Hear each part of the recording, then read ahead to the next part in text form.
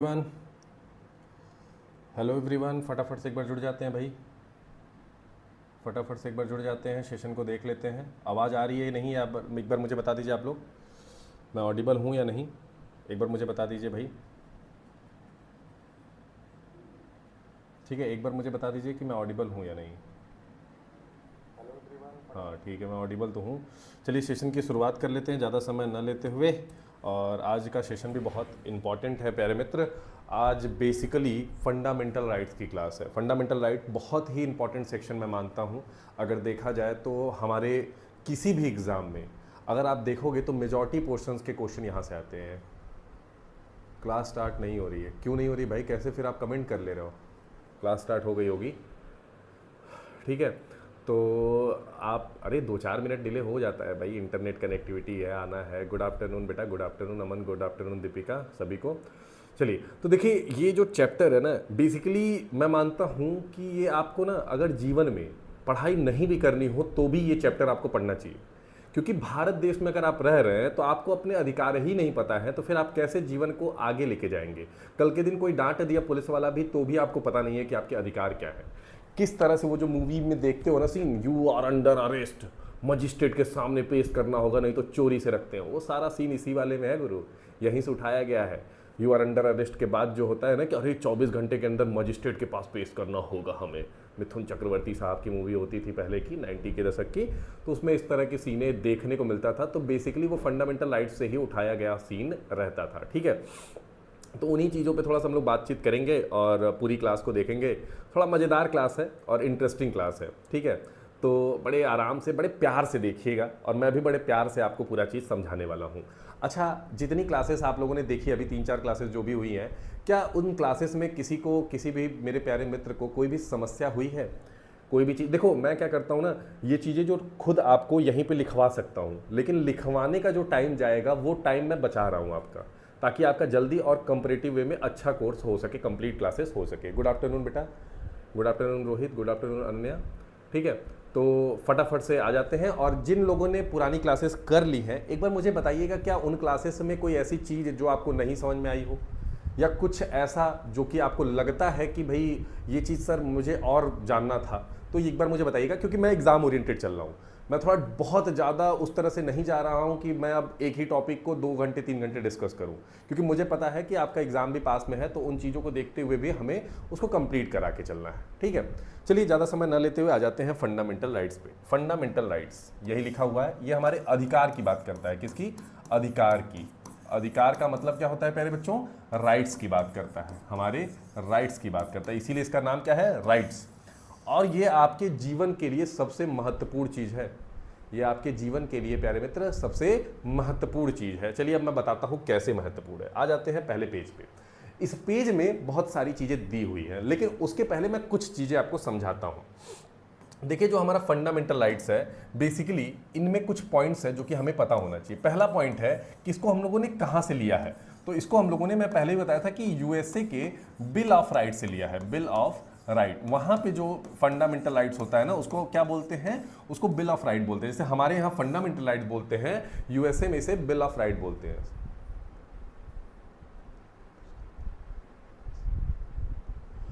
बेटा मैं एक चीज़ बता रहा हूँ कि आप मैथ्स और रीजनिंग के पीवाईपी अगर सॉल्व करें तो बन तो जाएंगे 100%। और ये नहीं, जीके में भी अगर आप करंट अफेयर छोड़ के आप किसी भी सेक्शन में परफेक्टली पीवाईपी को ध्यान दे रहे हैं, बस आईबी के नहीं, लेकिन ध्यान देना, फिर आपको टीसीएस ने जितने एग्जाम कराए हैं आसपास में लास्ट के 4-5 साल में, सबके सॉल्व करने होंगे।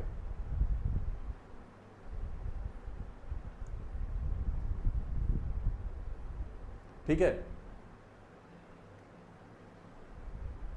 तो आपको वो करना पड़ेगा। एक्चुअली क्या होता है, वो लेंदी करते हैं बस।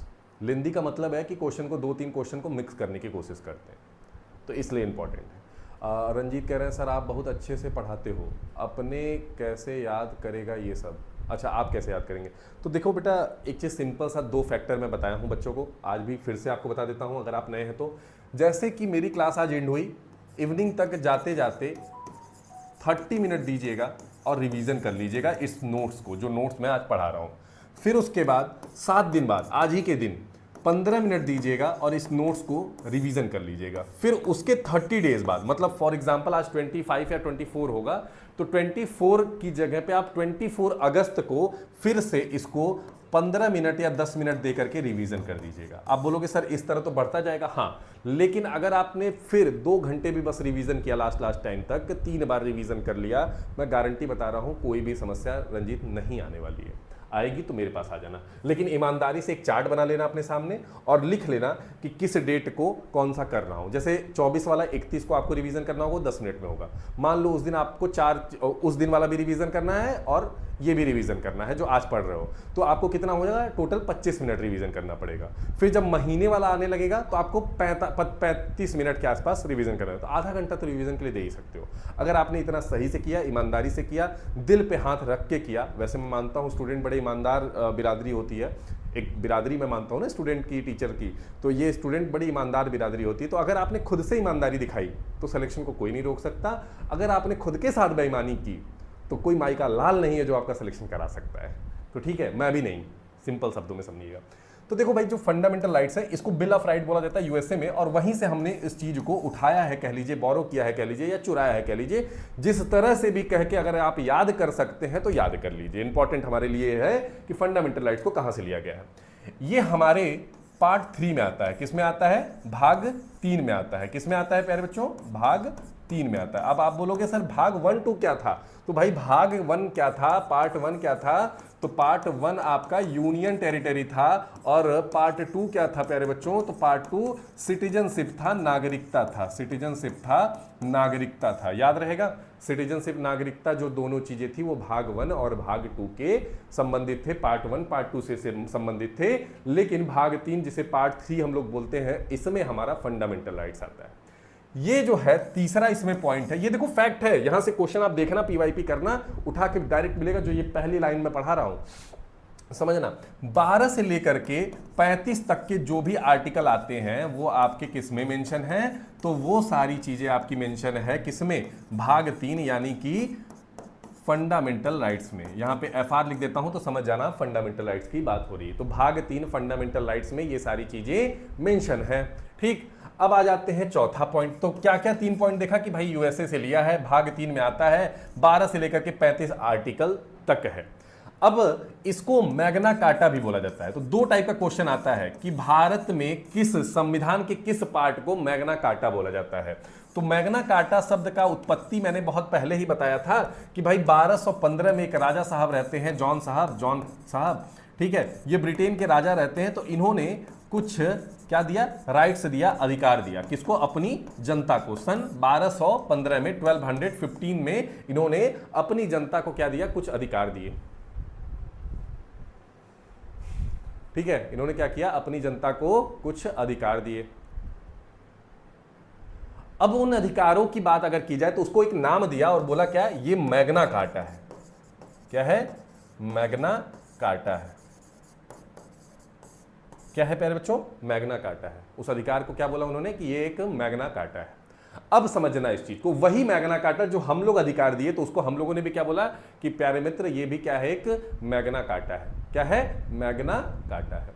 क्या यहां तक कोई भी चीज जो ये 4 पॉइंट है इसमें समझने में दिक्कत आई कि यूएसए के बिल ऑफ राइट से लिया गया है, भाग 3 में आता है, 12 से लेकर के 35 तक आर्टिकल आते हैं और मैग्ना कार्टा इसको बोला जाता है। पांचवा और सबसे इंपॉर्टेंट पॉइंट जो कि मैं यहां पे लिख रहा हूं वो क्या है, वो है ये जस्टिसिएबल है। आप बोलोगे ये क्या होता है, जस्टिसिएबल क्या होता है? सिंपल सी बात है, अगर इस 12 से लेकर के 35 में लिखे गए किसी भी चीज का अगर कोई व्यक्ति आपका हनन कर रहा है, मतलब आपको रोक रहा है, कहीं ना कहीं आपको परेशान कर रहा है उन चीजों से, तो आप उसकी खटिया खड़ी कर सकते हो। खटिया खड़ी करने का तात्पर्य यह है मेरा कि आप उसको सुप्रीम कोर्ट या हाई कोर्ट में डायरेक्टली लेके जा सकते हो, चाहे वो खुद सरकार क्यों न हो, चाहे वो कोई मिनिस्टर न हो, चाहे वो कोई बाहुबली क्यों न हो।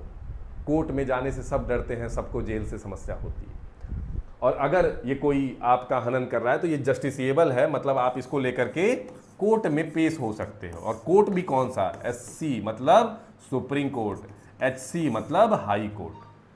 किसी भी कोर्ट में आप can't be enforce by law through writ, directly आप कोर्ट जा सकते हो।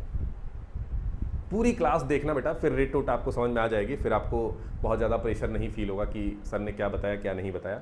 ठीक है, तो पूरी क्लास अभी देखो, अभी इंट्रोडक्शन चल रहा है, अभी फंडामेंटल राइट्स की हम लोग ना कहानी को सजो रहे हैं। अब सजो लेंगे तब कहानी को आगे बढ़ाएंगे। बेसिकली जो हमारा फंडामेंटल राइट्स के कुछ आर्टिकल्स हैं वो हमारे बेसिक स्ट्रक्चर में भी आते हैं। तो आप बोलोगे सर ये बेसिक स्ट्रक्चर क्या होता है? बेसिक स्ट्रक्चर, तो एक क्वेश्चन बनता है कि एक पॉइंट मैं लिख रहा हूं, यहां पे आप लोग बताइएगा कितना वो पॉइंट आपको सही लग रहा है। कह रहा है कि basic structure of constitution of Indian constitution कर लीजिएगा। इंडियन कॉन्स्टिट्यूशन मैं यहां पे लिख दे रहा हूं, इंडियन कॉन्स्टिट्यूशन इज डिफाइंड, नहीं, basic structure of constitution is defined in Indian constitution.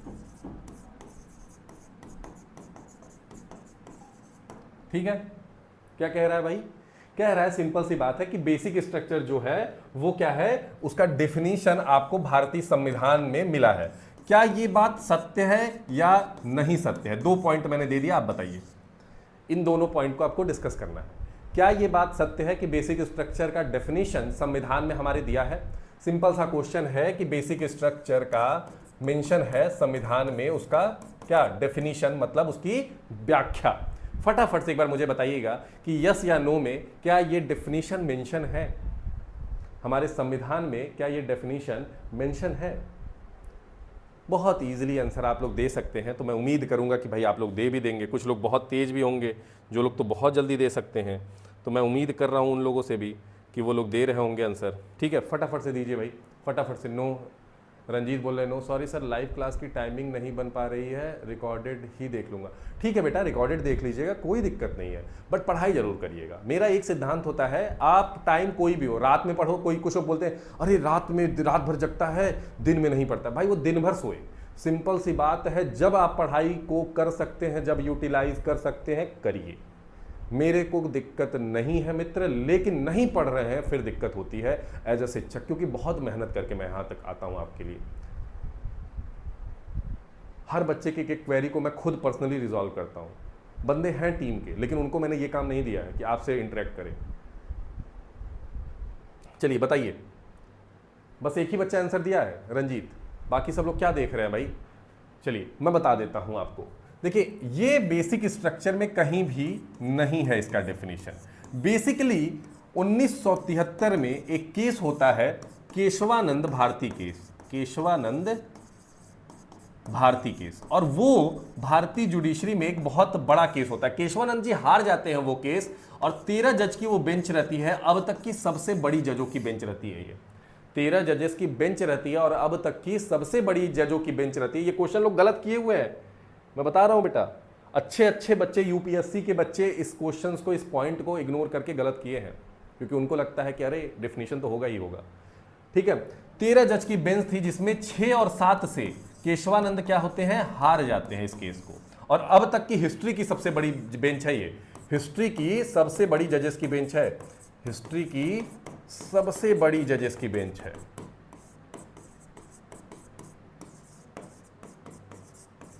ठीक, सबसे बड़ी जजेस की बेंच है। ठीक, सबसे बड़ी जजेस की बेंच है। अब सोचो, इस केस में कुछ आउटपुट आया, उसमें से एक सबसे बड़ा आउटपुट जो आया वो आया बेसिक स्ट्रक्चर का।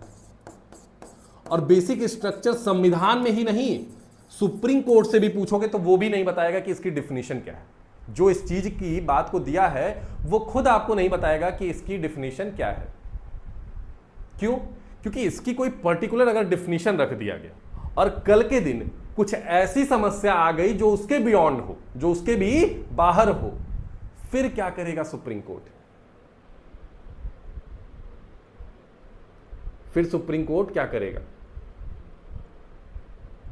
इस वजह से इन्होंने कोई डेफिनेशन नहीं रखी। उन्होंने बकायदा रख दिया कि भाई बेसिक स्ट्रक्चर मतलब एक बेसिक जो न्यू होती है संविधान की, उसको कोई छेड़छाड़ नहीं करेगा और वो घटती बदलती रहेगी। उसमें फंडामेंटल राइट्स भी आता है। फंडामेंटल राइट्स को आप इजीली किसी तरह से क्या नहीं कर सकते, छेड़छाड़ नहीं कर सकते फंडामेंटल राइट्स से। कोर्ट बहुत तमाचा मारेगा अगर किसी ने कोशिश भी की, कोर्ट बहुत तमाचा मारेगा अगर किसी ने कोशिश भी की फंडामेंटल राइट्स के साथ छेड़छाड़ करने की। तो सिंपल सी बात है, एक बेसिक स्ट्रक्चर जो बहुत इंपॉर्टेंट पॉइंट रहा है वो भी संविधान में हमारे मेंशन तो नहीं है लेकिन सुप्रीम कोर्ट मान करके चलता है, और उसी का जो आर्टिकल 13 अभी आएगा वो कहीं ना कहीं हमारे बेसिक स्ट्रक्चर की भी बात करेगा। अभी आगे हम लोग देखेंगे। यहां तक मेरी बातें क्लियर हो चुकी हैं। ये दोनों पेज पे जो चीजें मैंने समझाई आपको फंडामेंटल राइट्स के बारे में, क्या यहां तक किसी भी प्यारे मित्र को कोई समस्या हुई है? नहीं हुई है तो कोई बात नहीं, आगे चलते हैं, आगे चलते हैं भाई। अब आ जाते हैं कुछ मजेदार पॉइंट पे। देखो पहले ही मैंने बताया भाग 3 की बात हो रही है। किसकी हो रही है? भाग 3 की बात हो रही है। टोटल हमारे यहां पहले जब बना था संविधान तो कितने पार्ट थे? 22 पार्ट थे, लेकिन अभी कितने हैं? अभी हमारे पास 25 पार्ट हैं। आप बोलोगे सर 25 दिखते तो नहीं है। देखो जैसे कि 4A ऐड हो गया था, फिर 9A ऐड हो गया था, तो ये जो ऐसे ऐसे ऐड हुए हैं ये सारे क्या हैं? ये अलग वाले माने जाएंगे, एक्स्ट्रा वाले, तो वो भी काउंट अब होते हैं। तो इसी को मिला करके अगर आप लोगे तो टोटल 25 पार्ट हो चुके हैं संविधान में। पहले जब बना था तो 22 पार्ट था। अब देखिए कहां से उठाया गया है, यही पॉइंट पहला लिखा है कि inspired and borrow from USA of bill of right. ये जो इंस्पायर्ड है या फिर जो इसको उठाया गया है ये बिल ऑफ राइट से उठाया गया है, जो कि यूएसए का है। कहां का है? यूएसए का है। Refer to the Magna Carta, refer to the Magna Carta of UK, first written document related to the fundamental rights of citizen. समझ रहे हो? बेसिकली मैग्ना कार्टा इसको बोला जाता है, ये पहला डॉक्यूमेंट था जो कि किसी के अधिकार की बात करता है पूरे विश्व के इतिहास में, और ये रिटन डॉक्यूमेंट था जो कि जॉन किंग द्वारा 1215 में प्यारे मित्र लाया गया था। 1215 में किंग जॉन द्वारा ये लाया गया था।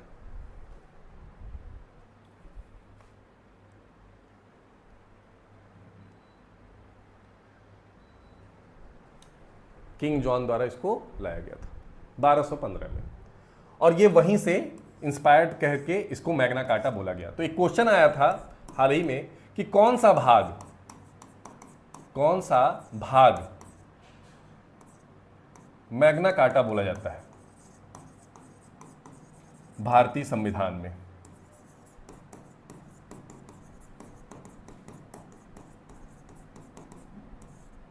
भारतीय संविधान में कौन सा भाग मैग्ना कार्टा बोला जाता है?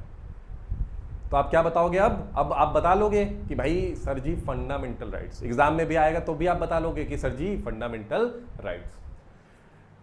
चलो इसको describe as a Magna Carta of India बोला जाता है। प्रोविजन क्या है? देखो fundamental rights are not absolute but qualified very limited. मतलब कि मौलिक अधिकार संपूर्ण नहीं है बल्कि योग्य है। मतलब सिंपल सी बात कहना चाहता है कि ऐसा नहीं है कि ये इसमें कोई भी चेंज नहीं आ सकता।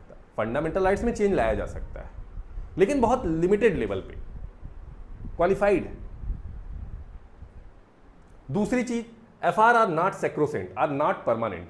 मतलब कि मौलिक अधिकार नित्य नहीं है, मतलब ये परमानेंट नहीं है, जरूरत पड़ने पे इसमें चेंजेस आते रहते हैं। तो नॉट सेक्रोसेंट याद रख लीजिएगा, ठीक। FR is justiciable in nature. मैंने पहले ही बताया कि ये क्या है? जस्टिसिएबल। इसको लेकर के कोर्ट आप जा सकते हो, लेकिन इसके बाद अगला पार्ट मैं पढ़ाऊंगा जब पार्ट 4 डीपीएसपी कल, तो उसको लेकर के आप कोर्ट में नहीं जा सकते हो। उसको लेकर के प्यारे मित्र आप कोर्ट में नहीं जा सकते हो। ध्यान रखना होगा आपको। क्या करना होगा? ध्यान रखना होगा कि आप उसको लेकर के कोर्ट नहीं जा सकते हो। क्लियर है मेरी बात? क्लियर है? Fundamental can be suspend during national emergency and martial law. अगर भारतीय संविधान के आर्टिकल 352 का इस्तेमाल होता है तो फंडामेंटल राइट का हनन आपके हो सकता है, ये भी मेंशन है। साथ ही साथ अगर मार्शल लॉ लगता है, मतलब कि कानून व्यवस्था सही नहीं चल रही है, बहुत ज्यादा आतंकी हमला हो गया है, इंटरनल सिक्योरिटी की दिक्कत आ चुकी है देश में।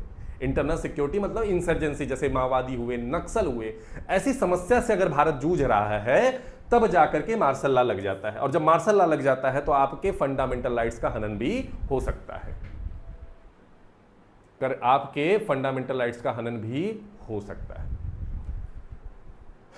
क्लियर? आगे चले, आगे चले। क्या इस पेज, देखो मैं बार बार पूछते इसलिए चलता हूं कि एक एक पॉइंट को आपके कवर करके चलूं। ताकि आपको कोई दिक्कत ना है। तो कोई क्वेरी हो तो you can ask me, otherwise मैं आगे चल लूंगा। ठीक, चलिए अब देखिए हमारे संविधान में टोटल 6 प्रकार के फंडामेंटल राइट्स हैं, 6 टाइप के हैं। संशोधन जब 44वां नहीं हुआ था, जब नहीं हुआ था, तब हमारे पास टोटल 7 टाइप के फंडामेंटल राइट थे। तब हमारे पास टोटल 7 टाइप के फंडामेंटल राइट्स हुआ करते थे। कितने टाइप के प्यारे बच्चों? 7 टाइप के फंडामेंटल राइट्स हुआ करते थे। ठीक, क्लियर है? क्लियर है। अब देखते हैं कौन कौन से फंडामेंटल राइट्स की बात हो रही है। तो देखो, right to equality, right to equality मतलब जो समानता का अधिकार दे सभी व्यक्ति को, वो आर्टिकल देखो। पूरा फंडामेंटल राइट कहां से कहां तक है? तो 12 से लेकर के 35 तक है। ध्यान देना इस चीज को। अभी आगे हम लोग एक एक आर्टिकल देखेंगे, लेकिन अभी जो हमारा फंडामेंटल राइट्स है वो टोटल 6 भागों में बांटा गया है। कैसे? पहला है राइट टू इक्वलिटी, जो कि 14 से लेकर के 18 आर्टिकल तक आता है। फिर आता है राइट टू फ्रीडम, जो कि आपको बताता है कि आपको अधिकार देता है कि आपके पास जो जो फ्रीडम हो सकती है देश में, वो सारे फ्रीडम के अधिकार यहां पे मेंशन करता है। वो कहां से आता है? तो वो आता है 19 से 22 तक। फिर आता है राइट अगेंस्ट एक्सप्लॉयटेशन, अगर किसी का एक्सप्लॉयटेशन हो रहा है तो उसके अगेंस्ट भी आपको अधिकार दिए गए, जैसे चाइल्ड का, जैसे लेबर का, तो आप उनका एक्सप्लॉयटेशन नहीं कर सकते, उनके लिए भी अधिकार दिया गया है। कौन से आर्टिकल में? 23 और 24 आर्टिकल में। फिर आता है right to freedom of religion. देखो हमारे देश में क्या है कि धर्म हमारा क्या है? हमारा देश का धर्म क्या है? कोई नहीं है। हमारा देश जो है वो सेकुलर माना जाता है, और सेकुलर का कॉन्सेप्ट मैंने पहले बताया था आपको कि कैसा होता है। लेकिन यहां पे जो है रिलीजन को भी कुछ फंडामेंटल राइट्स दिए गए कि भाई रिलीजन के साथ आप छेड़छाड़ नहीं कर सकते। तो ये कहां से कहां तक आएगा? ये आएगा 25 से लेकर के 28 तक। फिर आता है आपका कल्चरल एंड एजुकेशनल राइट। ये आपका कहां से आएगा? बेसिकली ये माइनॉरिटीज के लिए राइट दिया जाता है, 29 और 30 में आएगा। फिर राइट टू कॉन्स्टिट्यूशनल रेमेडीज, मतलब आपके लिए कुछ समाधान, जीवन में कुछ समस्या से जूझ रहे हैं तो कुछ समाधान भी तो चाहिए होगा, और उसी समाधान की बात करता है आर्टिकल 32। आर्टिकल 32 जो कि किससे रिलेटेड है? रिट से रिलेटेड है। आज देखेंगे ये भी, आज ये भी देखेंगे कि क्या होता है रिट, कैसे होता है रिट, क्या होगा रिट में, क्यों होगा रिट में। क्लियर है यहां तक? यहां तक क्लियर है? यहां तक पॉइंट में कोई इशू है तो बताइए भाई, खुल के बताइए।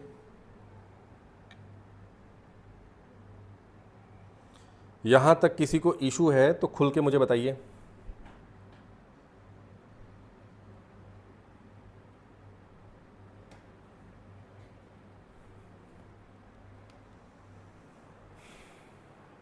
खुल के बताइए भाई, जहां तक कोई इशू हो तो आगे बढ़ा जाए। फिर आप बताएंगे तभी मैं आगे बढ़ूंगा, ताकि आप बाद में मत बोलना कि अरे सर जी भग गए आप, तो ये वाला मुझे पूछना था उस समय, मैं पूरा टाइम दूंगा आपको पूछने का। चलिए आगे बढ़ते हैं। देखिए मैंने पहले ही बताया कि फंडामेंटल राइट्स पहले 7 थे ओरिजिनली, लेकिन जब संविधान बना था, लेकिन अभी कितने हैं? 6 हैं। ये 7वां के साथ क्या हुआ था कि 44वां संशोधन होता है, और फंडामेंटल राइट्स जो रहता है हमारा आर्टिकल 31 में, आर्टिकल 31 में जो कि क्या होता है? राइट टू प्रॉपर्टी, हमारे प्रॉपर्टी के अधिकार की बात करता है। बेसिकली इसको हटाने का बहुत सारा रीजन था, क्योंकि प्रॉपर्टी एक तो लोगों के पास, एक ही लोगों के पास काफ़ी चीज़ें थी। दूसरी चीज़ें ये थी कि कई चीज़ों में अड़ंगा भी लोग डाल देते थे, कोर्ट चले जाते थे कि ये हमारा फंडामेंटल अधिकार है, राइट है हमारा फंडामेंटल, अब मैं इसको नहीं छोड़ सकता, इस ज़मीन को नहीं छोड़ सकता। पिताजी बोले थे कि बेटा जब मैं मर जाऊंगा तब भी ये ज़मीन किसी को मत देना। तो इस तरह के कॉन्सेप्ट आ जाते हैं, और सरकार को कुछ डेवलपमेंट करना हुआ तो दिक्कत आती थी। उन सब बहुत सारे मुद्दों को देखते हुए राइट टू प्रॉपर्टी को इन्होंने क्या कर दिया? इन्होंने लीगल राइट बना दिया। फंडामेंटल राइट्स हटा के लीगल राइट बना दिया, या कॉन्स्टिट्यूशनल राइट बना दिया, और आर्टिकल 300A में डाल दिया, 300A में डाल दिया। अब ये क्या हो गया? अब आपको रिट के थ्रू या फिर डायरेक्टली सुप्रीम कोर्ट या हाई कोर्ट में आप अप्रोच नहीं कर पाओगे। क्या नहीं कर सकते? सुप्रीम कोर्ट और हाई कोर्ट में आप डायरेक्टली अप्रोच नहीं कर सकते। आप एक प्रोसेस के थ्रू जाओगे, लोअर कोर्ट, सब magistrate court, lower court, high court, ऐसे ऐसे प्रोसेस जाओगे, जीवन बीत जाएगा, मोर देन 200 साल लग जाएंगे, तीसरी चौथी पुस्त खत्म हो जाएगी। जो कि हमारे यहाँ की जुडिशरी एक्चुअली में इसी तरह है क्योंकि जुडिशरी के लोग कहना नहीं चाहिए, लेकिन कंटेम्प्ट ऑफ कोर्ट मेरे ऊपर लगा देंगे लेकिन आप देखो ना, समर वेकेशन जैसे स्कूल में बच्चे जा रहे हो, विंटर वेकेशन 40 के अराउंड 50 के अराउंड ऑफिशियल छुट्टी, 30-40 के बीच में जो भी हो एग्जैक्ट, सैटरडे संडे, तो मतलब 104 तो सैटरडे संडे साल के हो गए 365 में से। उसके बाद जो 30-40 छुट्टी है वो हटा लीजिए, 140 हो गए। उसके बाद फेस्टिवल और ये सारी चीज़ें इंडिया मना लो तो 30 छुट्टी तो वो मार देते हैं।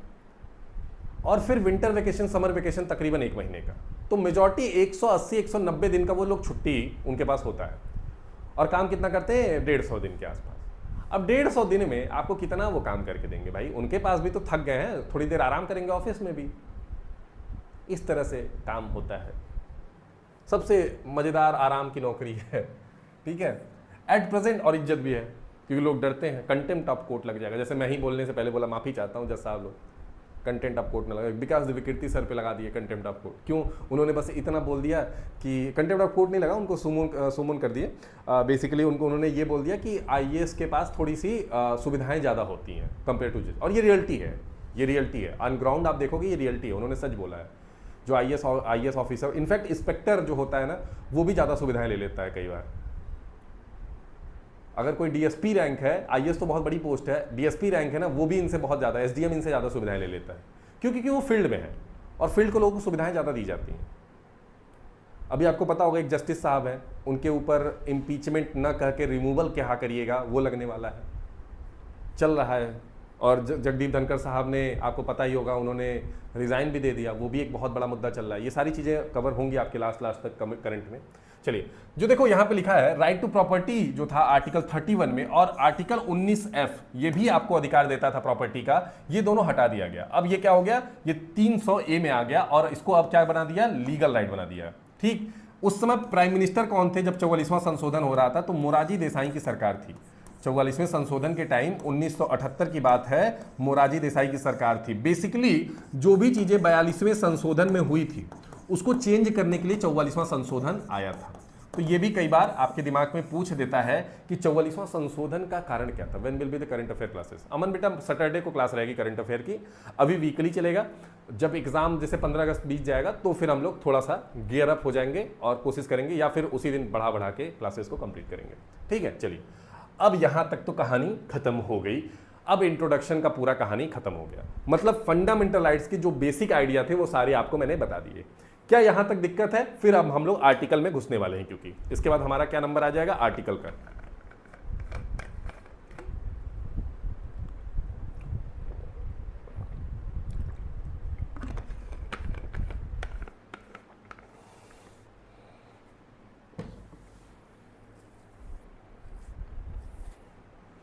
यहां तक किसी को दिक्कत है? फिर हम लोग आर्टिकल में घुसे। तो देखो, अब आर्टिकल आता है 12 से 35 की बारी। अब हम लोग पूरा 12 से 35 और रिट को देखेंगे। ठीक, जो भी हमने आधे घंटे लिए होंगे बस इंट्रोडक्शन के लिए लिए हैं। तो अब कहानी में आ जाते हैं। अब इंटरेस्टिंग कहानी सुनते हैं। बात है अनुच्छेद 12 की। किसकी? अनुच्छेद 12 की। अनुच्छेद 12 क्या बताता है? बताता है राज्य शब्द को परिभाषित करता है। मतलब राज्य क्या है? राज्य की बात, मतलब राज्य मतलब स्टेट मत समझना, राज्य मतलब देश की बात हो रही है यहां से। यहां राज्य का तात्पर्य आपके देश से है। राइट सर, कॉन्स्टिट्यूशनल रेमेडी का आर्टिकल नंबर मिस हो गई। आर्टिकल कॉन्स्टिट्यूशनल रेमेडी का 32 होता है बेटा, अभी आगे भी आएगा, घबराओ मत। ये इंट्रोडक्शन था, अभी जितनी चीज़ें मैंने बताई हैं सारी चीज़ें आपको आगे भी मिलेंगी। ठीक है, डोंट वरी। और ये नोट्स तो मैं दे ही देता हूँ। मैं एक्चुअली आपका काम ही तो आसान करता हूँ, ताकि आपको ना, ये रिटन वाला नोट्स देता भी हूँ मैं वो वाला नोट्स भी नहीं देता हूँ, ताकि आपका काम थोड़ा सा आसान हो जाए, ताकि आप बैठ के कहीं भी हो तो बस पढ़ो। मैं क्यों बोला था कि मुझे बस 2.5 घंटा 2 घंटा चाहिए आपके दिन का मैक्सिमम? क्यों? क्योंकि बेटा मैं आपकी मेहनत भी कर रहा हूँ। मैं आता ना पूरी क्लास में यहाँ पे खड़े होके और यहाँ पे बोल देता कि भाई लिखना शुरू करिए। आर्टिकल 32 राज्यों के बारे में बात करता है। अब राज्य में कौन सा आता है? State government, parliament, central government, local government, local authority, all territory of India, Andaman including Nicobar. ये बातें मैं करता आपसे, मैं ये थोड़ी बातें करता। हाँ ठीक है, अच्छी बात है, लिखना इज वेरी गुड। मैं मानता हूँ बेस्ट चीज़ है जो कि आप लिखते हैं, बेस्ट चीज़ है जो आप लिखने की आदत डालते हैं। तो देखो, राज्य की बात करें, राज्य कौन कौन आता है? तो राज्य में मैं एक पेज यहाँ पे लगाता हूँ भाई, राज्य है ये आपका। राज्य में कौन कौन आता है तो समझिएगा, राज्य में सेंट्रल गवर्नमेंट आएगा, स्टेट गवर्नमेंट आएगा, ये डिफिनीशन में है। पार्लियामेंट भी हमारा उसी में आएगा। भारत की टेरिटरी आएगी, सारी टेरिटरी, और गवर्नमेंट संस्थानें आएंगी, जो भी गवर्नमेंट ऑफिस है वो भी आएंगे। ये सब हमारे राज्य के डिफिनीशन में आएंगे, और राज्य का मतलब यहां देश से है। ये सारी चीजों को मिला करके आर्टिकल 12 बनता है। ये क्या बनता है? आर्टिकल 12 बनता है, और इसी को बोला जाता है, ये डिफिनीशन है भारत के राज्य का। तो क्लियर है। आर्टिकल 12 क्या कहता है? आर्टिकल 12 कहता है कि राज्य के डेफिनेशन की बात करता है कि राज्य में कौन कौन चीजें इंक्लूड होंगी, देश में कौन कौन चीजें इंक्लूड होंगी। तो देश में क्या आएगा? सरकारी निकाय आएंगे, गवर्नमेंट बॉडी आएगी, स्टेट सरकार आएगी, संसद आएगा, स्थानीय प्राधिकरण मतलब लोकल जैसे पंचायती राज है वो भी आएगा। भारत के क्षेत्र के भीतर सभी जो भी टेरिटरी आती हैं, सारी चीजों को मिला करके हम लोग राज्य बोलते हैं। क्या बोलते हैं? राज्य बोलते हैं। चलिए आगे की तरफ बढ़ते हैं। आगे की तरफ बढ़ते हैं, अब आर्टिकल 13 पे जाते हैं। बहुत इंपॉर्टेंट आर्टिकल है, और कहीं भी आपको ये आर्टिकल पढ़ाते हुए टीचर्स नहीं मिलते हैं, क्योंकि ये सब आर्टिकल बहुत इंपॉर्टेंट है। और टीचर क्या है ना, इंपॉर्टेंट चीजें ही छोड़ करके आगे बढ़ने की आदत बना लेते हैं। चलिए मैं बताता हूँ। Article 13 most important article of Indian constitution. देखो दर्जा लिखा है, मैं यहाँ पे लिखा भी हूँ। क्यों मोस्ट इंपॉर्टेंट है समझना। आर्टिकल 30 लॉ इनकंसिस्टेंट विथ और derogative to of the fundamental right. मतलब समझाता हूँ। बेसिकली क्या है कि ये जो लॉ है, कोई भी कानून जो है इसके अंदर बनता है, और अगर माना जाता है कि वो फंडामेंटल राइट्स के खिलाफ जा रहा है, तो उस कानून को रद्द करने की क्षमता सुप्रीम कोर्ट को यह आर्टिकल देता है। और इसी को हम लोग बेसिक स्ट्रक्चर भी बोलते हैं। ये भी हमारे बेसिक स्ट्रक्चर का ही पार्ट है। बहुत सारी चीजें बेसिक स्ट्रक्चर में आती हैं, उसी तरह ये भी आती है। ये सारी चीजें किस में आती हैं प्यारे बच्चों? तो ये बेसिक स्ट्रक्चर में हमारे आती हैं। किस में आती हैं? बेसिक स्ट्रक्चर में हमारे आती हैं। Can be declared null and void by the judiciary. मतलब कि अगर कोई भी चीज, कोई भी लॉ बनाया जा रहा है और वो हमारे संविधान के फंडामेंटल राइट्स की जो चीजें मेंशन है उसके खिलाफ जाती हैं, तो सुप्रीम कोर्ट, न्यायालय को ताकत दी जाती है कि वो उसको क्वैश कर दे, खत्म कर दे, क्योंकि वो लॉ जो है इनवैलिड माना जाएगा। क्यों? क्योंकि वो बेसिक स्ट्रक्चर का हनन करता है भारतीय संविधान के। भारतीय संविधान के बेसिक स्ट्रक्चर का वो क्या कर रहा है प्यारे मित्र? हनन कर रहा है। Constitutional amendment, these are the considered the regular law. जो कॉन्स्टिट्यूशनल अमेंडमेंट की बात यहां पे हो रही है, ये these are not considered as regular है। यहां पे बात हो रही है डिक्लेयर जो कर दे रहे हैं, जो भी लॉ यहां पे बन रहा है, कोई भी law. This include ordinance, order, bylaw, temporary law and regulation. ठीक है, कॉन्स्टिट्यूशनल अमेंडमेंट अलग चीज है। कॉन्स्टिट्यूशनल अमेंडमेंट 368 के तहत अलग चीज वो आएगी, उस पर हम लोग अभी बात करेंगे। अब आ जाते हैं राइट टू इक्वलिटी पे। 12 समझ गए कि डिफिनीशन दिया है राज्य का, स्टेट का, गवर्नमेंट का, देश का। 13 कहता है कि कोई भी लॉ अगर हमारे इसके खिलाफ है, किसके भाई? फंडामेंटल राइट्स के खिलाफ, तो उसको क्वैश करने की ताकत जुडिशरी को देता है। बेसिक स्ट्रक्चर की बात करता है। अब आता है 14 से लेकर के 18 तक, जो कि राइट टू इक्वलिटी की बात करता है। राइट टू इक्वलिटी की बात करता है। अब क्या है इसमें ये देखते हैं। बेसिकली आर्टिकल 14 जो है वो बहुत इंपॉर्टेंट है, देखा जाए तो बहुत इंपॉर्टेंट है। क्यों? क्योंकि ये बेसिकली राइट टू इक्वलिटी की बात कर रहा है। बेसिकली जो राइट टू इक्वलिटी डायरेक्ट शब्द इस्तेमाल है वो आर्टिकल 14 में इस्तेमाल है। इसको रूल ऑफ लॉ भी बोला जाता है by A V Dicey. A V Dicey ने इसको रूल ऑफ लॉ भी बोला। और equality before law negative concept है, ये कॉन्सेप्ट यूके से लिया गया है। मतलब लॉ के आगे सब लोग बराबर होंगे, ये बात कहता है यूके से लिया गया है, इक्वलिटी बिफोर लॉ। और इक्वल प्रोटेक्शन ऑफ लॉ, ये कॉन्सेप्ट कहां से लिया गया है? यूएसए से लिया गया है। ये माना जाता है कि like should be treated alike, मतलब समान को समान रूप से व्यवहार किया जाना चाहिए। जो मतलब जिस तरह से है उसको उस तरह से व्यवहार किया जाए। लेकिन इक्वलिटी बिफोर लॉ क्या है कि लॉ के आगे सब बराबर है, लॉ सबसे सुप्रीम है। हमने दोनों की चीजों को कहीं ना कहीं मिक्स करके रखा हुआ है। फिर इसमें कुछ एक्सेप्शन केस भी आते हैं, जैसे प्रेसिडेंट, गवर्नर, एमपी, एमएलए, इनको आप सिविल मैटर में इजीली नहीं गिरफ्तार कर सकते। इनफैक्ट गवर्नर और इनके ऊपर तो कोई भी नॉर्मल केस भी आप नहीं चला सकते जब तक उस पद पे ये बैठे हैं। उनको रिजाइन देके ही उस पद पे कुछ केसेस इन पे चलाए जा सकते हैं। ठीक है, इनको रिजाइन दिलवा के ही कुछ केसेस आप चलवा सकते हैं। क्लियर है?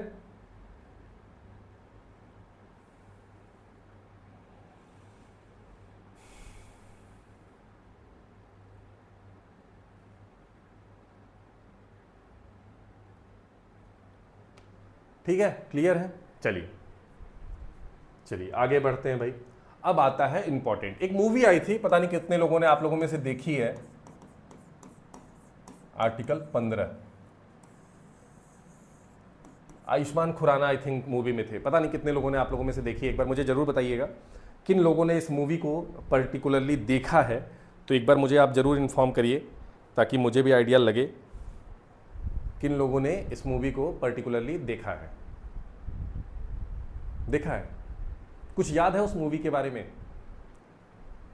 कुछ याद है आपको उस मूवी के बारे में? याद है? Very good very good. क्या होता है उस मूवी में, देखा है आपने कि वो ड्राइवर बोलता है सर फलाने कास्ट के हैं मैं नहीं छूता सर, ये फलाने कास्ट के हैं मैं नहीं छूता सर। उसी समय कोविड आ जाता है और बहुत सारा विवाद हो जाता है आपस में, फिर सबको मजबूरन एक दूसरे के बीच में रहना पड़ता है। पंडित जी बोलते हैं ये नहीं कर सकते, बाबू साहब बोलते हैं ये नहीं कर सकते, फलाने कास्ट के लोग बोलते हैं ये नहीं कर सकते। ऐसी चीज़ें चल रही थी, बहुत ही विवादात्मक रहा वो मूवी। और उसी मूवी की ये बेसिकली इसी आर्टिकल पे बना हुआ है। क्या है ये? Right to equality. क्या है? राइट टू इक्वलिटी, समानता के अधिकार की बात हो रही है। और उसमें भी इसी समानता की बात हो रही थी। आयुष्मान खुराना भी क्या थे? पंडित जी थे, तो उनको समझ में नहीं आ रहा क्योंकि वो शहर में रहते थे, तो उनके हिसाब से जीवन में ये सब चीजें उन्होंने देखी नहीं थी। उन्होंने जीवन में ये सब सारी चीजें देखी नहीं थी अपने जीवन में, तो उनको रियलाइज हुआ यार ये जीवन में चल क्या रहा है मेरे, something is wrong, something is wrong, जो हमारे जीवन में हमने इस चीज को देखी नहीं है। तो कहीं ना कहीं आयुष्मान खुराना को ये चीज समझ में आने लगी थी उस चीज में कि भाई यहां पे जो पैटर्न है वो आर्टिकल 15 बस पेपर में है, ऑन ग्राउंड नहीं है। वही बात हम लोग यहां पे करेंगे। देखो ये डिफिनीशन समझना इस चीज का, ये बेसिकली क्या है? डिस्क्रिमिनेशन से रिलेटेड है, डिस्क्रिमिनेशन से रिलेटेड है। ठीक, मतलब भेदभाव से, सिंपल सी बात है, भेदभाव से संबंधित है ये आर्टिकल। अब इस किस चीज को प्रोहिबिट करता है, किस डिस्क्रिमिनेशन को प्रोहिबिट करता है? ध्यान देना, जेंडर मेल हो या फीमेल हो, किसी व्यक्ति को मेल या फीमेल के बेसिस पे आप उसके साथ गलत व्यवहार नहीं कर सकते। That thing blow me way when those girls said they are beaten for asking 2 rupees extra wages. देखो बेटा रियलिटी भी है, वो लिटरली रियलिटी है, मैं बता रहा हूँ। मैंने इस चीज़ को देखा है, समझा है ग्राउंड पे, और मैं बहुत सारी चीज़ों को समझता हूँ। इसीलिए बहुत सारे बच्चों से जब मेरी बात भी होती है, अभी भी बहुत सारे बच्चे फाइनेंशियली जूझ रहे हैं, इसमें से बहुत सारे बच्चे होंगे इसमें जो फाइनेंशियली जूझ रहे होंगे, उनके लिए पूछ लेना मैंने उनको कितना सपोर्ट किया है इस क्लास में भी, इस बैच में भी। मैं हमेशा से करता हूँ। मुझे ऐसा लगता है कि सबसे ज़्यादा इंपॉर्टेंट है कि आप पढ़ाई करिए, उसके बाद दूसरी कोई भी चीज़, अन्य चीज़ इंपॉर्टेंट है।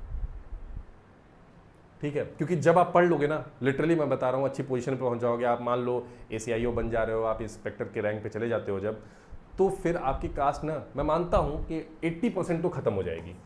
और मैं ये भी मानता हूँ कि आप लोग भी कास्ट, जेंडर, सेक्स, रिलीजन, किसी भी चीज़ के बेसिस पे किसी से विवाद मत करिएगा। इन चीज़ों में किसी से विवाद मत करिएगा आप भी।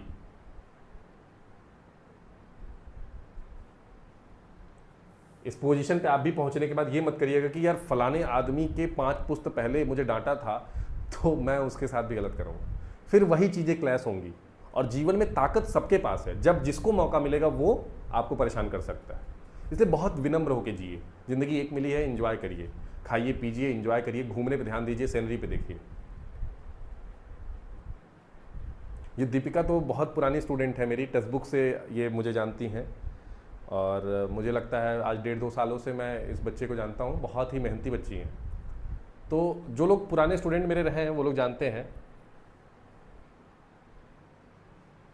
बन जाओगे, बन जाओगे, बन जाओगे यार, चिंता मत करो, बस मेहनत करो, मेरे पे विश्वास रखो, मेहनत करो।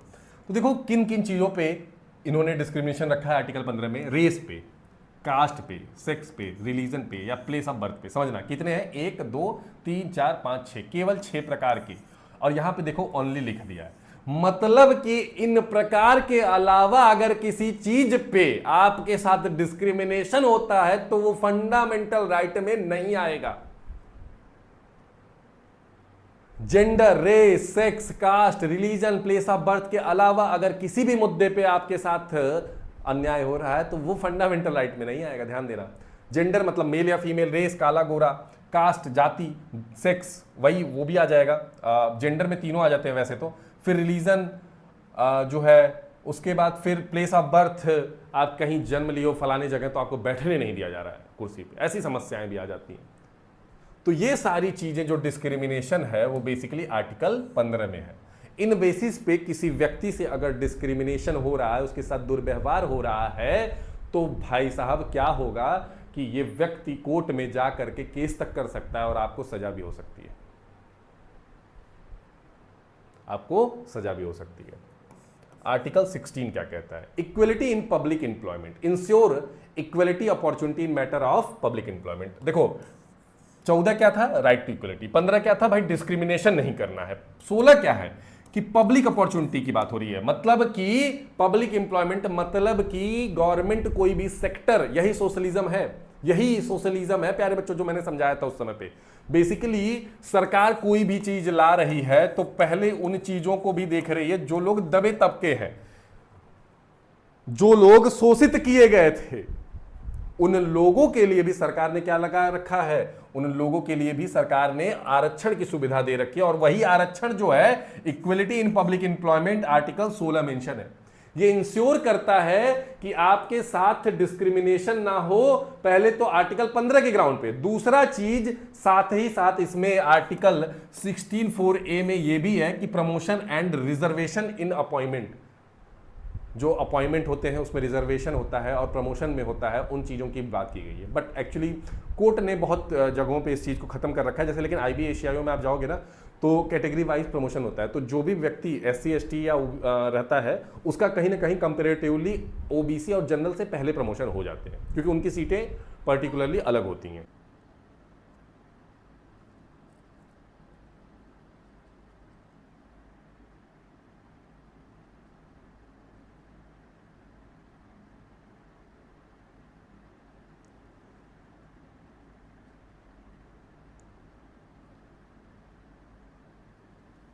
अब सही है? चलिए भाई, चलिए अब सही है, ठीक है। तो प्रमोशन भी जो आता है वो आर्टिकल 16 में आता है, और आपको जो रिजर्वेशन भी दिया जाता है वो भी आर्टिकल 16 का ही पार्ट है। तो ये दोनों आपको याद होने चाहिए। चलिए अब आगे बढ़ते हैं, आगे की तरफ बढ़ते हैं। आर्टिकल 17 बहुत ही इंपॉर्टेंट आर्टिकल है। हाँ, बीच में सबका क्लास डिस्टर्ब हुआ था रोहित, घबराओ मत।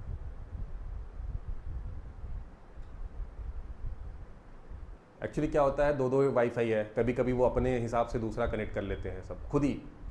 जो यहाँ के PC पैटर्न है ना वो ऑटोमेटिकली, ये भी AI हो गए हैं।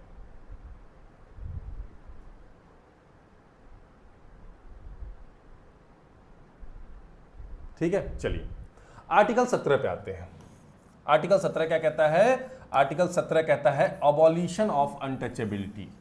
आप लोगों ने, जो भी व्यक्ति होगा चाहे वो किसी भी कास्ट से बिलोंग करता हो, कभी न कभी जीवन में एक बार जरूर ये चीज़ों को, गांव से जो बिलोंग करता होगा वो देखा होगा कि कई बार वो ये देखा होगा कि बहुत जगहों पे गया होगा तो छुआछूत जैसी चीज़ें आपको देखने को मिली होंगी। छुआछूत जैसी चीज़ें आपको देखने को मिली होंगी, और उसी छुआछूत की यहां पे बात की जा रही है। एक बार मुझे कमेंट बॉक्स में आप लोग बताइएगा किन लोगों ने छुआछूत जैसी चीजें देखी है, अनटचेबिलिटी जैसी देखी है। फॉर एग्जांपल कि यार इस व्यक्ति को ना प्लास्टिक के ग्लास में खाना देना, पानी देना है, इस बच्चे को ना, इस व्यक्ति को ना इसमें खाना पीना देना, इस वाले थाली में नहीं देना। तो एक मूवी आई थी गैंग ऑफ वासेपुर, मैंने एग्जाम्पल के तौर पर बताया था, मैं देखा, मुझे हंसी आ गई उस सीन पर। मैंने कहा बताओ, इस तरह की चीज़ें मूवी में भी दिखाई जा रही हैं तो रमाधीर के परिवार में सुल्तान जाता है, सुल्तान को सुपारी पे बुलाता है, सुपारी देने के लिए। तो खाने बोलता है, सुल्तान बेटा खाना खा के जाना। सुल्तान का रोल पंकज त्रिपाठी करते रहते हैं। बोलता हाँ हाँ साहब। तो जो रमाधीर रहते हैं उनकी वाइफ आती हैं और धीरे से कहती हैं, क्यों साहब इसको चीनी मिट्टी वाले में निकालना है ना खाना।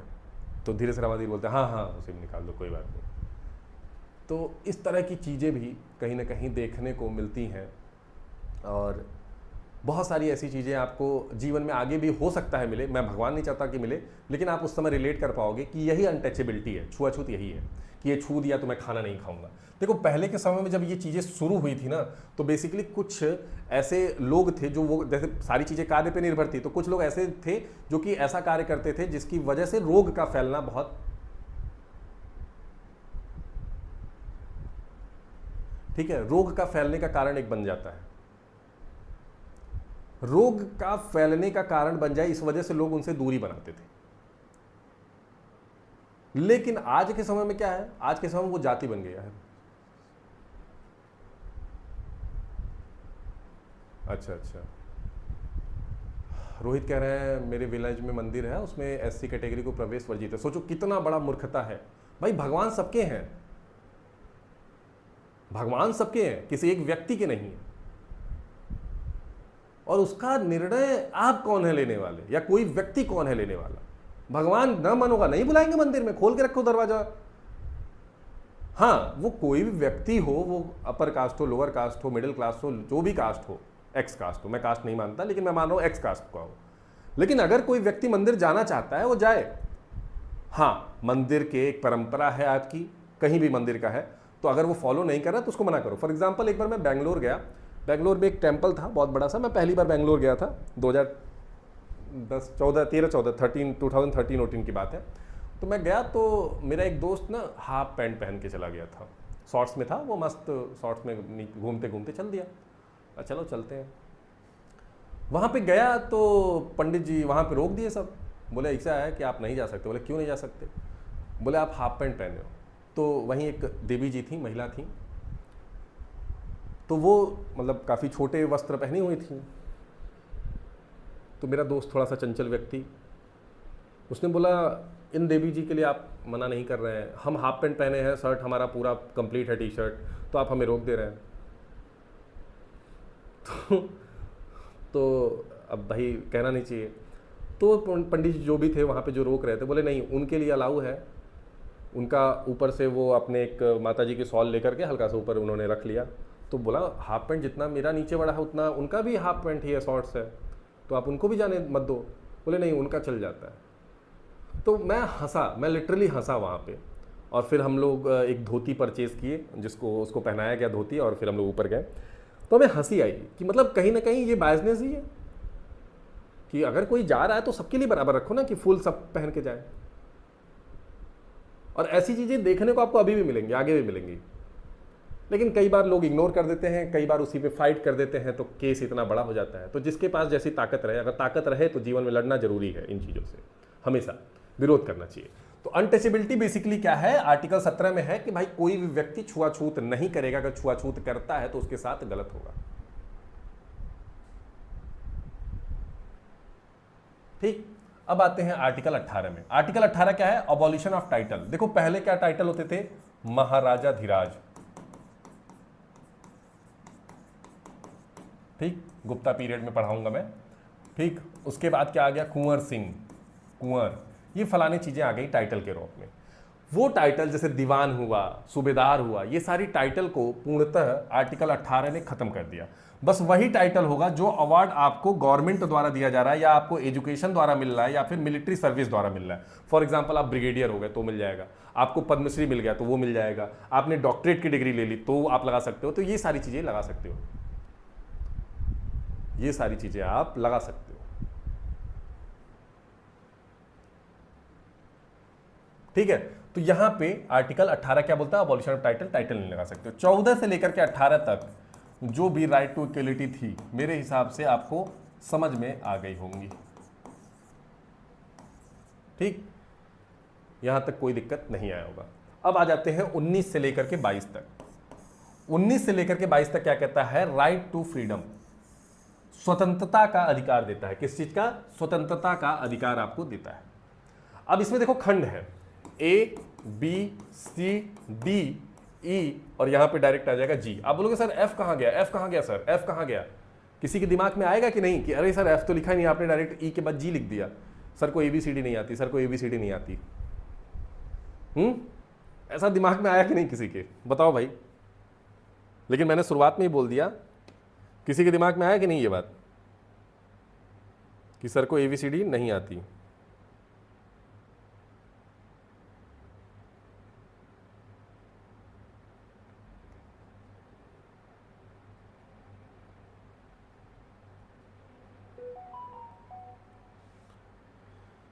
फटाफट बताइए भाई। चलिए मैं बताता हूं। देखिए एफ वाला जो सेक्शन था, आप पीछे की तरफ आओगे तो आप देखोगे राइट टू प्रॉपर्टी में 19F को भी हटा दिया गया था। 19F को भी हटा दिया गया था। क्या किया था? हटा दिया गया था। क्यों? क्योंकि प्यारे मित्र ये भी क्या कर रहा था, ये भी क्या कर रहा था, ये भी आपके राइट टू प्रॉपर्टी के अंडर में ही आता था, जिस वजह से इसको हटा दिया गया था। तो बेसिकली कौन कौन से राइट हैं? इसमें भी 6 प्रकार के राइट बचे हैं। पहले इसमें भी 7 प्रकार के राइट थे। कौन से? फ्रीडम के। फ्रीडम के अब कितने राइट बचे हैं? 6 बचे हैं। 44वां संशोधन होता है जिसकी वजह से 19F को हटा दिया जाता है। अब देखते हैं भाई कौन कौन से हैं। तो यहां पे लिखा है, इसको एक ट्रिक है, सामरो। सामरो इसका एक ट्रिक है, याद रख लीजिएगा।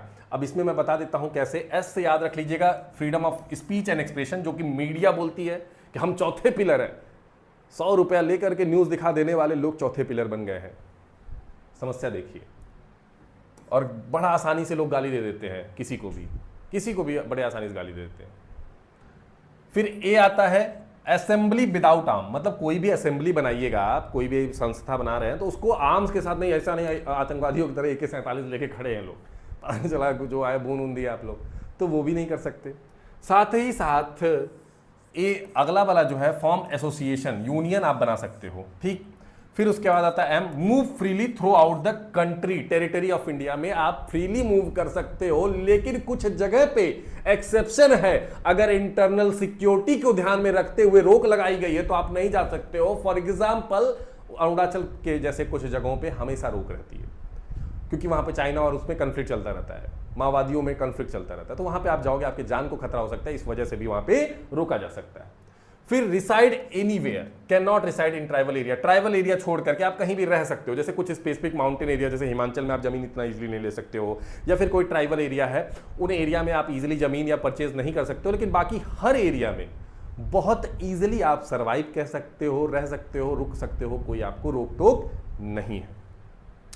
ऑक्यूपेशन एंड ट्रेड प्रोफेशन, मतलब ड्रग और चाइल्ड ट्रैफिकिंग छोड़ करके मतलब पता चला बच्चा अगवा कर रहे हो, कह रहे हो ये मेरा रोजगार है साहब, मैं बच्चा अगवा करके सर कमाता हूँ सर, तो इस तरह की गैर कानूनी कार्य करके के नहीं कमाना है। बाकी ऑक्यूपेशन आप कोई भी कर सकते हो, ट्रेड कर सकते हो, प्रोफेशन कर सकते हो। पता चला आप बोलोगे सर मैं ट्रेड करता हूँ सर, व्यापार करता हूँ सर, संविधान के ना आर्टिकल के जो जी वाला पार्ट है 19G वाले में लिखा है सर ऑक्यूपेशन के लिए, और पता चला ट्रेड किस चीज का करते हो, कोई पूछा सर बच्चों को उठा करके ना किडनैप करके फलाने देश में तस्करी करता हूं साहब, ट्रेड है साहब, मेरा भी ट्रेड है। तो ऐसी चीजें आपको नहीं करनी है मेरे मित्र, ठीक है, ध्यान रखना। अब आता है आर्टिकल 1C जो कि राइट टू फॉर्म ऑक्यूपेशन अरे कोऑपरेटिव सोसाइटी, ये बाद में 97th अमेंडमेंट के तहत 2011 में आया है, 2011 में 97th अमेंडमेंट के तहत इसको लाया गया है। क्लियर है? यहां तक क्लियर है? ये आर्टिकल 19 के सारे राइट है, A B C D E G उसी मान लेना, ठीक। चलो यहां पे भी लिखा है freedom to speech and expression, assembly peacefully, to form association, to move freely throughout the territory, to reside settle anywhere, to trade and practice, ठीक। यहां पे आर्टिकल 19 में ये भी हिंदी में लिखा है, भाषण और भाषा की अभिव्यक्ति। उसके बाद फिर लिखा है शांतिपूर्वक और बिना हथियारों के साथ सभा करने की, संघ और यूनियन बनाने की, भारत के क्षेत्र में स्वतंत्रता रूप से घूमने की और भारत के किसी भी भाग में निवास और बसने की, किसी भी पेशे में आप रह सकते हो बस, लेकिन चाइल्ड ट्रैफिकिंग उफिंग मत करना, ड्रगिंग मत करना, ठीक। चलो आगे बढ़ते हैं। अब आता है 20, ये एग्जाम, ये बहुत अच्छा है, ये बहुत इंपॉर्टेंट है आपके जीवन के हिसाब से भी, खास करके लफंगे जो लड़के मेरी क्लास देख रहे हो उनके लिए तो बहुत इंपॉर्टेंट है। लफंगे मेरे जो दोस्त देख रहे होंगे उनके लिए बहुत इंपॉर्टेंट है ये। देखिए कैसे, protection in respect of conviction for offence कह रहा है कि अगर आपको कोई ऑफेंस के लिए गिरफ्तार किया जा रहा है तो आपके भी कुछ अधिकार दिए गए हैं, आपके भी कुछ अधिकार आपको दिए गए हैं ताकि आप उसके लिए लड़ सको। पता चला आप लड़ ही नहीं पा रहे हो, आपका जीवन ही बर्बाद, आप बोलो अरे मेरी मैया पूरा जीवन बर्बाद है हमारा। तो इस तरह के लिए कुछ आपके लिए भी दिया गया। क्या दिया गया है कि no ex post facto law. समझिएगा, ये क्रिमिनल लॉ पे अप्लाई होता है, सिविल लॉ पे नहीं होता। क्रिमिनल लॉ मतलब मर्डर कर दिया। फॉर एग्जांपल आपने मर्डर कर दिया है, मर्डर किया आपने 2010 में। 2010 में जब कानून बना था मर्डर का तो बना था कि भाई उम्र कैद होगी। क्या होगी? उम्र कैद होगी। लेकिन आपको सजा होते होते 2025 हो गया और 2025 में आ गया कि भाई फांसी ही देनी है, तो आप फांसी दी जाए कि उम्र कैद। तो लेकिन जब आप मर्डर किए हो तो जो सजा आपको निर्धारित होगी वही सजा आपको दी जाएगी। तो ये है no ex post facto law, मतलब कि जो पुराना लॉ है उसी पे आपको सजा दी जाएगी। नए लॉ जो बने हैं उसमें बस सिविल वाले में दिया जाएगा लेकिन अन्य में नहीं दिया जाएगा। साथ ही नो डबल जॉपार्डी, मतलब एक ही का आपको एक पर्सन को एक काम के लिए दो बार सजा नहीं दी जा सकती है, एक ही बार सजा दी जा सकती है किसी भी उसके गलत कार्य के लिए। नो सेल्फ इनकारिमेशन, मतलब कि वो खुद के लिए गवाही नहीं बन सकता, वो खुद के लिए गवाही नहीं बन सकता कि मैं ही मर्डर किया हूं, खुद के लिए गवाही नहीं। कोई व्यक्ति आपको गवाह इस सब चीजें पेश करना पड़ेगा, क्योंकि दबाव में आप क्या करोगे, उस व्यक्ति को जैसे पुलिस क्या करती, नहीं बोलता पुलिस में दिया गया बयान नहीं मान्य है। मिथुन चक्रवर्ती की मूवी, मिथुन दा की मूवी में अक्सर आपको मिल जाएगा ये। वैसे तो सबकी मूवी मिलता है, मैं मिथुन दा बोलता हूँ कि मिथुन दा बहुत फेमस रहा है 90 के दशक में। अब भैया क्या हुआ, यहां मैटर फंस गया कि अरे भैया पुलिस के सामने गवाही दिए थे, कोई मतलब है नहीं है। तो यही चीज यहां पे भी लिखी है। तो आर्टिकल 20 क्या कहता है, आपको प्रोटेक्शन देता है कि कोई भी आपको कन्विक्ट कर रहा है तो वहां से आप कैसे बचें। 19 आपको फ्रीडम देता है। आर्टिकल 21 क्या है, constitution of India protection of life and personal liberty, मतलब आपकी लाइफ जो है उसका प्रोटेक्शन, मतलब आपकी जीने का हक जो है, राइट टू लाइफ। देखो वो 6 राइट छोड़ के कोई भी राइट आएगा तो आर्टिकल 21 में ही डालना, ध्यान रखना। वो जो 6 राइट मैंने बताया ना, फ्रीडम ऑफ स्पीच, एक्सप्रेशन, घूमने का, टहलने का, घर बसाने का, जमीन लेने का, सब जो बता दिया आपको, ट्रेड करने का, उसको छोड़ करके कोई अन्य राइट की बात करे, नया सा दिखे, तो वो तुरंत आप आर्टिकल 21 में डाल देना। पूछेगा कौन से आर्टिकल का, तो आप बोलना साहब 21 आर्टिकल का, तुरंत 21 बोल के आगे हो जाना। देखिए ये क्या कहता है, no person shall be deprived for his life and personal liberty except according to the procedure established by law. मतलब किसी व्यक्ति को आप, जैसे फॉर एग्जांपल दीपिका को गुस्सा आ गया कि फलाने आदमी ने मुझे गाली दे दी, मैं मार दी उसको गोली, तो ये दीपिका को हक नहीं दिया गया है। ये कानून कर सकता है लेकिन कोई व्यक्ति विशेष किसी की जान नहीं ले सकता है किसी भी कंडीशन में, किसी भी कंडीशन में वो कानून के खिलाफ माना जाएगा। अब वो अलग की बात है, सेल्फ डिफेंस में अलग हो जाता है।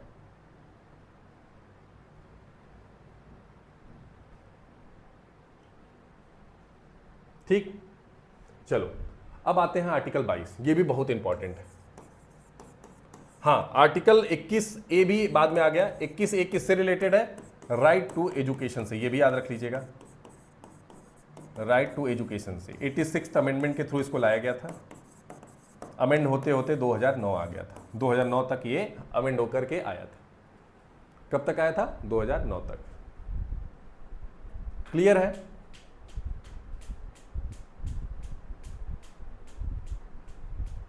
क्लियर है, कोई दिक्कत? चलिए, मुझे लगता है फंडामेंटल राइट्स को हमें 2 पार्ट में करना चाहिए, अदरवाइज क्लासेस शायद थोड़ी और बड़ी हो जाएगी, तो कोशिश करते हैं, देखते हैं। ठीक है, चलिए अब आ जाते हैं, या देखेंगे आज ही अगर हो पाएगा तो कंप्लीट करा देंगे। चलिए देखते हैं। फिर क्या है भाई, इसमें क्या है, protection against arrest and detention. अगर आपको अरेस्ट किया जा रहा है, डिटेन किया जा रहा है, तो उसमें क्या है आपको protection. Arrest person will be informed by the arrested, this is prevent the suspect crime, मतलब कि जो गिरफ्तार किए गए व्यक्ति को सूचित किया जाएगा कि उन्हें क्यों गिरफ्तार किया गया। फॉर एग्जाम्पल नहीं होता है कि आपको हक बनता है कि मुझे बताइए, कई बार नहीं उठा के लेके चले जाते हैं कि अरे नहीं चलो भैया, दबिश डाली पुलिस, रात में उठा ले गई, बताइए नहीं क्यों उठा ले गए, बेचारे सोए थे, खाट पे सोए थे, खाट सहित उठा ले गए उनको, जीप में डाल दिए, बहुत दुखद हो जाता है। तो बताना पड़ेगा the arrested person must be presented magistrate with in 24 घंटे, नहीं बोला मजिस्ट्रेट के सामने।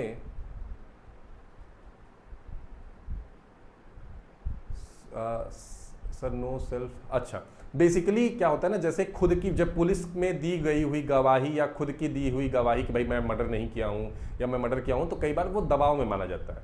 उस चीज़ को कंसीडर बस स्पेसिफिकली बस उस चीज़ को कंसीडर नहीं किया जाता है, वो बाद में जाकर के वो पलट सकता है। मान लो उन्होंने लिखवा लिया, साइन करवा लिया, तो वहाँ पे जाकर के वो पलट सकता है व्यक्ति कि पुलिस कस्टडी मुझसे आप लिखवा लिए हैं, तो वो बाद में जाके पलट सकता है कि नहीं नहीं उसने नहीं किया, वो बोल सकता है कि मुझसे दबाव में करवाया गया। तो वो सारी चीज़ें नहीं मान्य होती हैं। The arrested person will have the right to consult and defend by the legal petitioner of their choice. जो आदमी को गिरफ्तार किया हो उसके पास हक है कि वो कोई भी वकील कर सकता है, और इनकेस अगर उसके पास पैसा नहीं है तो सरकारी वकील भी उसको प्रोवाइड मुहैया कराया जाता है, प्रोवाइड कराया जाता है। प्यारे बच्चों क्लियर है? क्लियर है?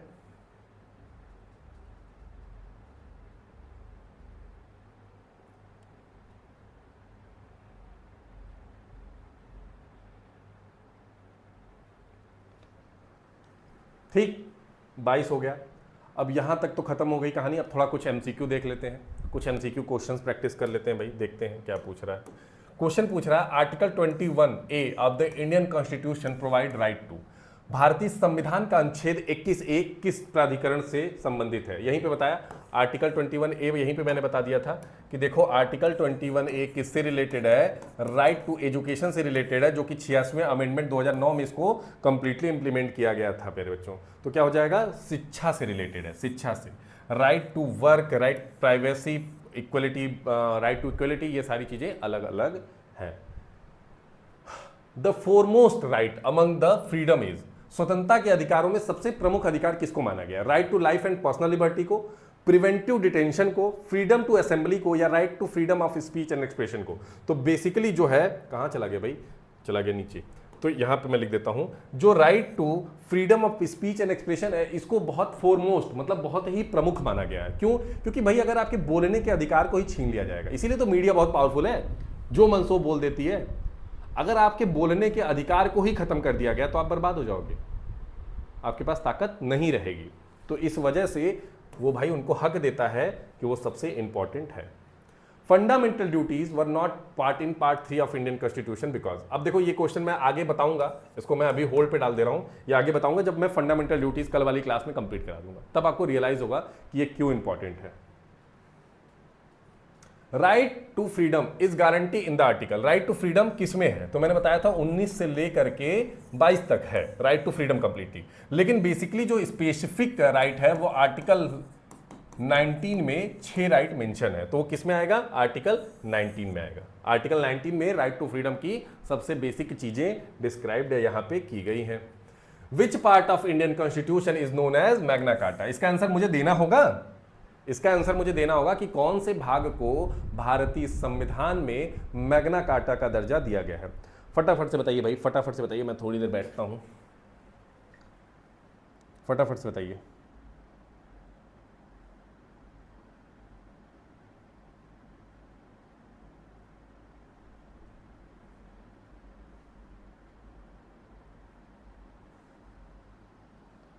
आंसर आ रहा है भाई, रोहित का आ गया आंसर, वेरी गुड। चलिए आप लोग दीजिए आंसर।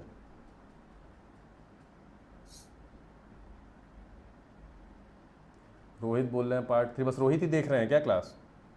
बाकी लोग कब देंगे? ये बहुत स्टार्ट में चिल्ला चिल्ला के बताया तो इसलिए पूछ रहा हूँ यार, अभी आगे बची हुई है क्लास।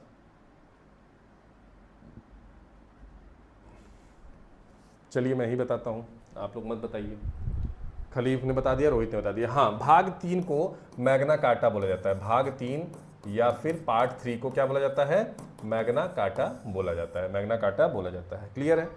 चलिए, article 19 of Indian constitution provide for how many types of freedom? कितने टाइप का फ्रीडम आर्टिकल 19 प्रोवाइड करता है? अभी ऊपर ही बताया 6, सामरो बताया था ना, ठीक, सामरो बताया था। विच of the following is not a fundamental right after 44th amendment act 1978 in Indian constitution. भारतीय संविधान के 44वें संशोधन के अधिनियम 1978 के बाद निम्नलिखित में से कौन सा अधिकार मौलिक अधिकार नहीं रह गया? अब बाद में क्या हो गया, ये एक लीगल राइट हो गया। क्या हो गया प्यारे बच्चों? लीगल राइट हो गया। अब लीगल राइट हो गया तो अब इसमें क्या चीजें होंगी? अब लीगल राइट हो गया तो अब ये 300A में चला गया। पहले ये किस में था? ये आर्टिकल 31 में था।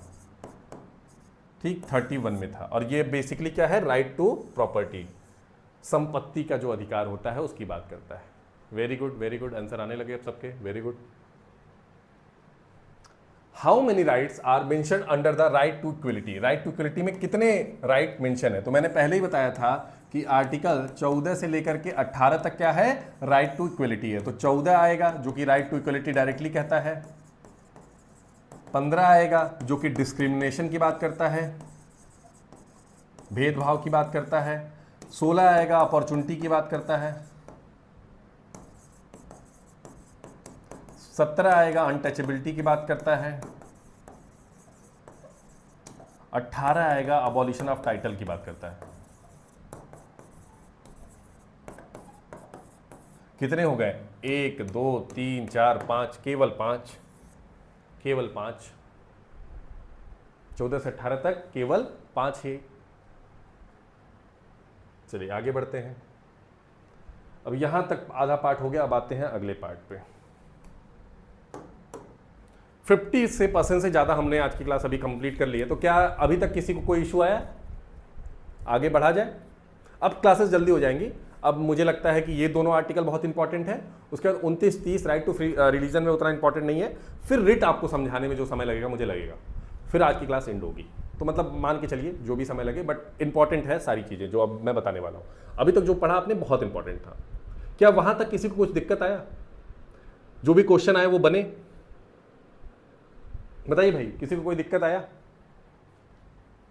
एक बार बताइए फटाफट से।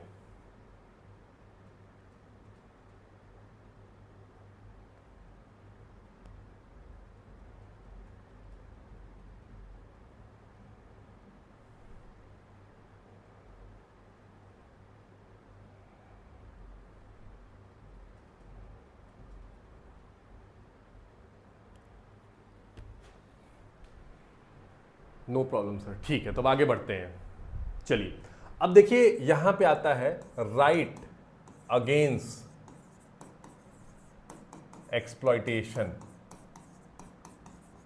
राइट अगेंस्ट एक्सप्लॉइटेशन, ठीक। राइट अगेंस्ट क्या है? एक्सप्लॉइटेशन। एक्सप्लॉइटेशन के खिलाफ जो चीजें दी गई हैं।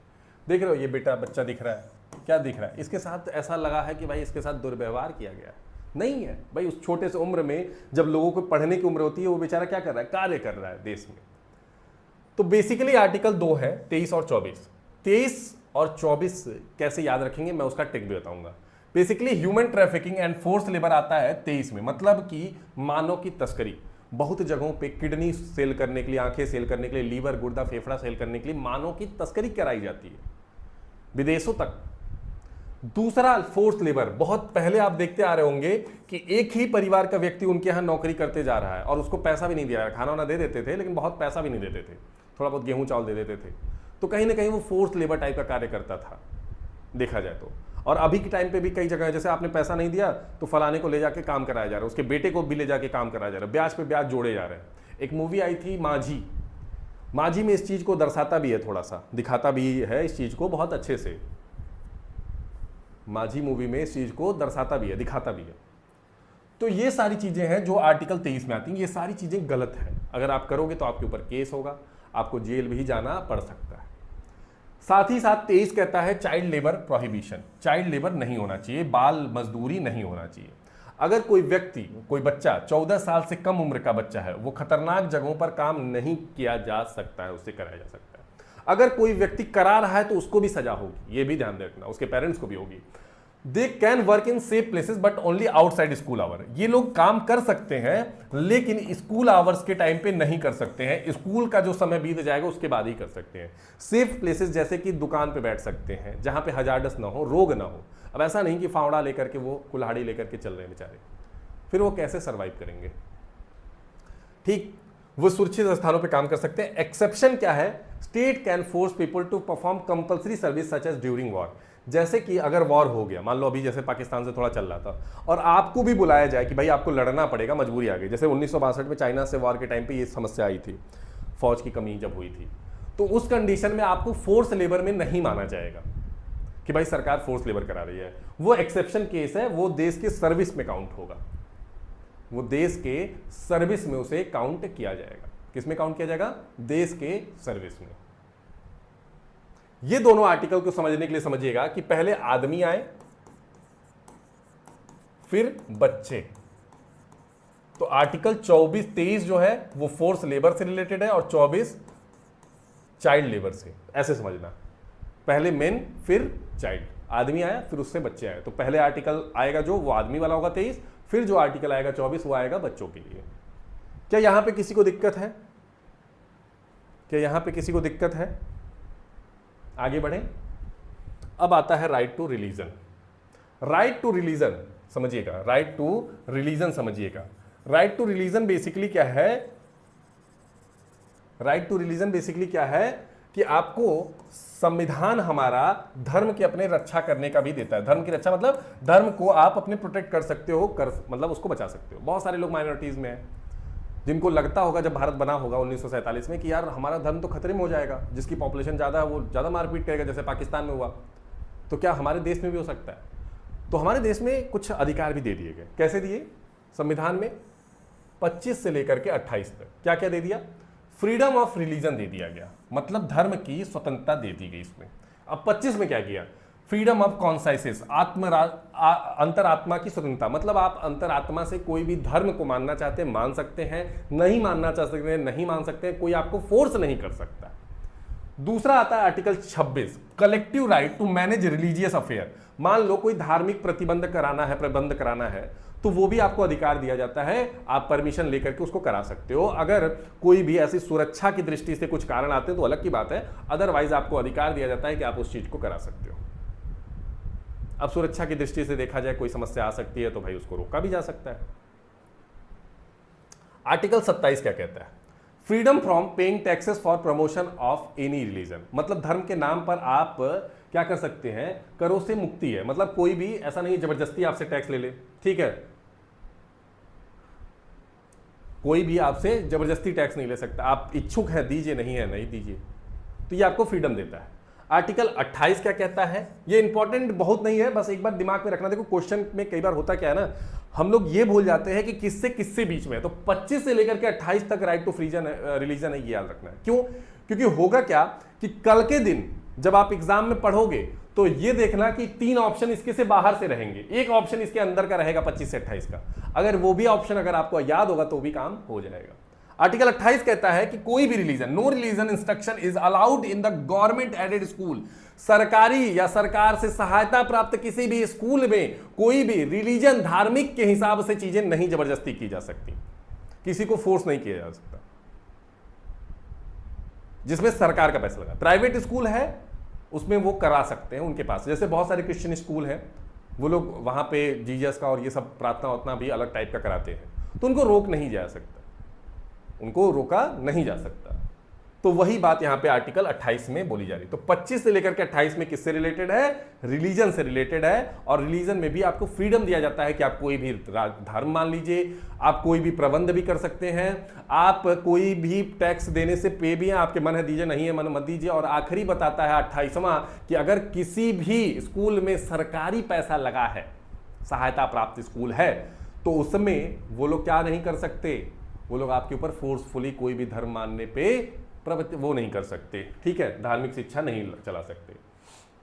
अब आता है आर्टिकल 29 और 30। 29-30 क्या कहता है? कल्चरल और एजुकेशनल राइट की बात करता है। 29-30 कल्चरल और एजुकेशनल राइट्स की बात करता है। 29 कहता है कि हर नागरिक की भाषा, लिपि और संस्कृति की सुरक्षा करना सरकार का हक है, और ये हमारे धर्म, ये हमारे फंडामेंटल राइट्स का भी अधिकार है, ये हमारा मौलिक अधिकार भी है। क्या है प्यारे बच्चों? ये हमारा मौलिक अधिकार है कि किसी भी व्यक्ति को आर्टिकल 29 और 30 के तहत, 29 के तहत उसके सांस्कृतिक, कल्चर और इन सब चीजों की रक्षा करना माइनॉरिटीज में खासकर उनकी धर्म बनता है, ठीक, वो किसी भी धर्म का हो। This right is applicable for only section of society, ठीक है, any section of society, sorry any only बोल दिया, एनी सेक्शन मतलब किसी भी सोसाइटी का जो कोई भाषा, जैसे अभी एक महाराष्ट्र में विवाद चल रहा है, कर्नाटक में विवाद चल रहा है, तो उन चीजों को देखते हुए ये कहा जा सकता है कि भाई आप किसी को जबरदस्ती नहीं मार सकते शब्द बोलने पे, ये गलत है, कानूनी रूप से भी गलत है, हर तरीके से ये गलत है, इसके ऊपर सजा भी हो सकती है। लेकिन बेसिकली वहां गवर्नमेंट भी अभी नहीं चाह रही है, क्योंकि उसको भी वोट बैंक देखना है मराठियों का भी, ठीक है। अगला आते हैं, कह रहा है establishment of religious educational institute specifically for minority is not defined in the constitution, basically through, हाँ देखो कह रहा है कि कोई व्यक्ति जो माइनॉरिटी का है, अब वो लैंग्वेज का माइनॉरिटी है या फिर धर्म का माइनॉरिटी है, वो व्यक्ति अपना एजुकेशनल इंस्टीट्यूट खोल सकता है आर्टिकल 30। जैसे एग्जांपल मदरसा, वैसे तो मदरसा में बहुत सारी ऐसी चीजें आई जो आतंकवादी गतिविधियों से भी सम्मिलित थे, और मैं मानता हूं कि शिक्षा देखा जाए तो उनको उस तरह की नहीं मिल पा रही जो इस समय पूरे भारत या वर्ल्ड लेवल में शिक्षा की जरूरत है। तो इस चीज का मैं अभी उस पर नहीं जाता हूं, लेकिन मुद्दा ये है कि वो कोई भी एजुकेशनल इंस्टीट्यूट बना सकते हैं और उसको प्रचार प्रसारित भी कर सकते हैं। ये आर्टिकल 30 और पावर देता है, ठीक है। Parent can provide education to their children in their native language. जो भी व्यक्ति, ये देखो माइनॉरिटीज के लिए, ध्यान देना आर्टिकल 30 माइनॉरिटी के लिए, लेकिन 29 क्या है, सभी सेक्शन के लिए।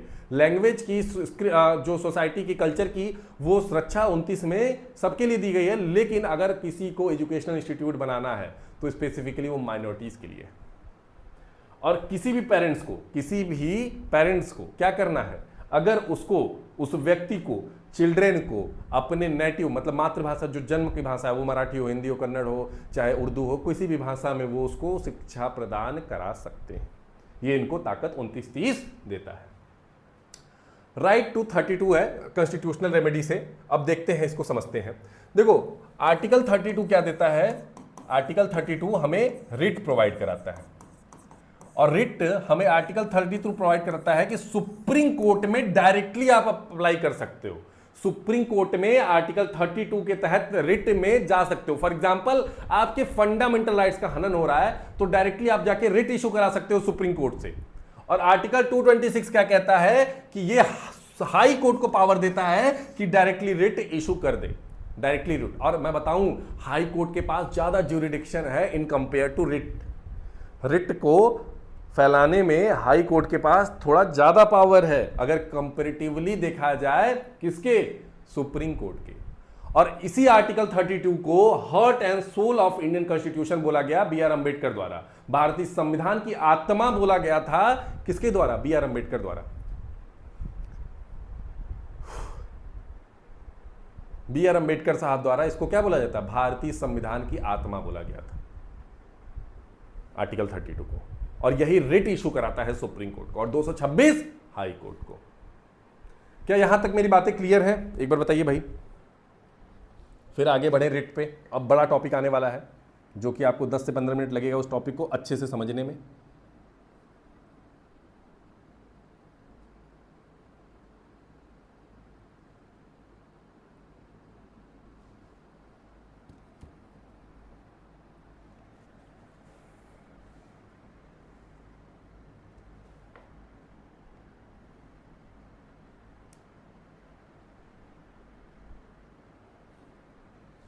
किसी को भी दिक्कत,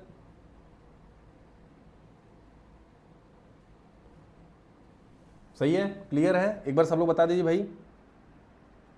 किसी भी भाई बंधु को मेरी दिक्कत है तो बता दीजिए। आगे बढ़े, अब आ जाते हैं रेट पे। तब आप लोग नहीं बता रहे हैं तो भाई मैं ही चलता हूं। मुझे लगता है कि आधा क्लास देखने के बाद आधा तो सो जाते हैं बच्चे कि अरे अब हो गया मेरा, ऐसा तो होगा ही, मुझे लग रहा है। अब रिट एंड जुरिडिक्शन, देखो ये दोनों चीजें हैं अलग अलग। पहले तो जुरिडिक्शन देख लेते हैं कि किसका कहां तक होता है रिट का।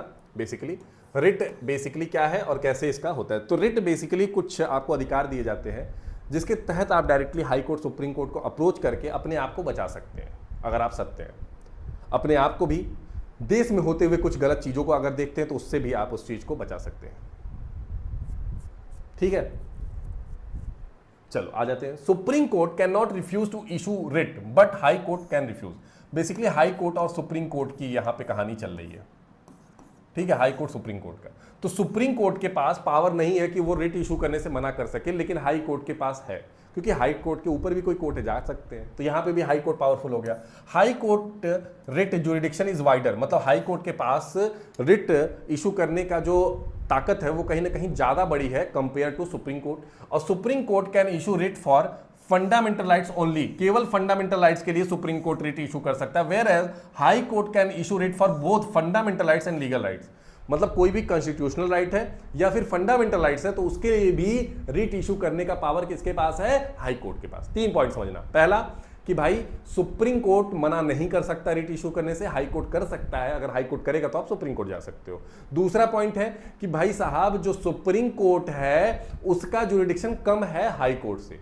और तीसरा क्या कहता है कि जो सुप्रीम कोर्ट है वो बेसिकली फंडामेंटल राइट्स पे केवल आप इशू कर सकता है रिट, लेकिन हाई कोर्ट लीगल राइट पे भी कर सकता है। लीगल राइट उसको माना जाता है जो भी संविधान में चीजें मेंशन हो, या कॉन्स्टिट्यूशनल राइट भी बोला जाता था। जैसे मैंने बताया था आर्टिकल 300A, याद है 300A बताया था आपको।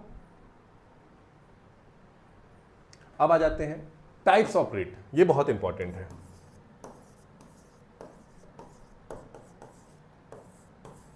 मेंशन है यहां पे दिया हुआ है हैबियस कॉर्पस, मीनिंग क्या होता है? You may have the body, समझना, to release a person who has been detained unlawfully whether in the prison or in the private custody। किसी व्यक्ति को कोई पुलिस उठा के लेके चली जा रही है या फिर कोई पर्सनल व्यक्ति बाहुबली बन के उठा के लेके जा सकता है, तो उसके परिवार में जो उसके माता पिता कोई भी होगा वो जा करके हाई कोर्ट या सुप्रीम कोर्ट में हैबियस कॉर्पस के लिए मांग कर सकता है और बोलेगा कि भाई साहब इनको उठा लेकर के गया है तो क्यों लेकर के गया है। अगर वो नहीं बता पा रहे हैं, अगर वो किडनैपिंग नहीं तो केस बना करके उनके ऊपर सजा भी हो सकती है। तो हैबियस कॉर्पस तब लगता है अगर पुलिस किसी को डिटेन कर ले रही है बिना बताए किसी को डिटेन कर ले रही है तो लग जाता है। और ये बहुत इंपॉर्टेंट है। आप देखते होंगे आए दिन पुलिस कई बार लोगों को गलत तरीके से उठा ले जाती है। कई जो ताकतवर लोग हैं वो उठा लेके जाते हैं, अब छोड़ नहीं रहे हैं, काम करवाए जा रहे हैं उससे, तो भी हैबियस कॉर्पस लग जाता है। टू हैव द बॉडी, किस आप उससे लेके गए हैं। अगर वो सही, मान लो पुलिस लेके गई और उन्होंने सही एक्सप्लेनेशन नहीं दे पाए कोर्ट के सामने, भाई साहब लंका लग जाएगी पुलिस की, जाएंगे जेल खुद ही वो, और उसी जेल में जिसमें सबको बेचते थे। इस तरह की ताकत है हैबियस कॉर्पस में। Mandamus, we command to secure the performance of public duty by lower court and tribunal are the public authority। मतलब कि अपनी ड्यूटी को जो लोअर कोर्ट है वो परफॉर्म कर रहा है या नहीं कर रहा है, ये हाई कोर्ट या अन्य कोर्ट उसको कमांड दे सकती है कि अपने कार्य को सही ढंग से करिए। तो वी कमांड मतलब कमांड देने की बात हो रही है, वो मैंडमस होता है। अगर मैंडमस इशू हो जा रहा है तो बेसिकली लोअर कोर्ट पे इशू हो जाता है, पब्लिक अथॉरिटी पे हो जाता है कि अपने कार्य को आप सही से कर क्यों नहीं रहे हैं। उस कार्य के लिए आपके पास फिर से वो इशू कर दिया जाता है। अब ये सर्टीरियो प्रोहिबिशन बाद बताऊंगा, क्यू वारंटो बताता हूं। By what authority, what is your authority, किस अथॉरिटी से। फॉर एग्जांपल मैंने बताया था कि आप म्युनिसिपल कमिश्नर बन जाते हो, म्युनिसिपल कमिश्नर बन जाते हो। कहां के मैं बता दिया, चलो भाई मुंबई की बड़ी पोस्ट है। और पता चला कि मुंबई का जो म्युनिसिपल कमिश्नर है वो एक आईएएस ऑफिसर होना चाहिए, और वो एग्जाम क्वालिफाई करके ही वो आईएएस ऑफिसर म्युनिसिपल कमिश्नर वहां का बन सकता है। क्या बन सकता है? म्युनिसिपल कमिश्नर बन सकता है, और उसके लिए उसको यूपीएससी का एग्जाम देना होगा। पता चला एक सीएम साहब के भतीजे साहब थे। कौन था? भतीजा था। उसने सीएम साहब से बोला कि साहब मुझे ना भैया चाचा अंकल मुझे ना म्युनिसिपल कमिश्नर बनना। मुझे अब चाचा भाई बोले सीएम है यार, रुको चलो बनवा देते हैं, तो बनवा दिए। अब एक व्यक्ति था ए, इसको पता चल गया, ये गया सुप्रीम कोर्ट में और बोला कि क्यू वारंटो, किस अथॉरिटी से ये व्यक्ति उस पोजीशन पे बैठा है, जिसने सरकारी पब्लिक ऑफिस लिया हुआ है वो किस पोजीशन से बैठा है, क्या वो उस पे क्वालिफाई है या नहीं है।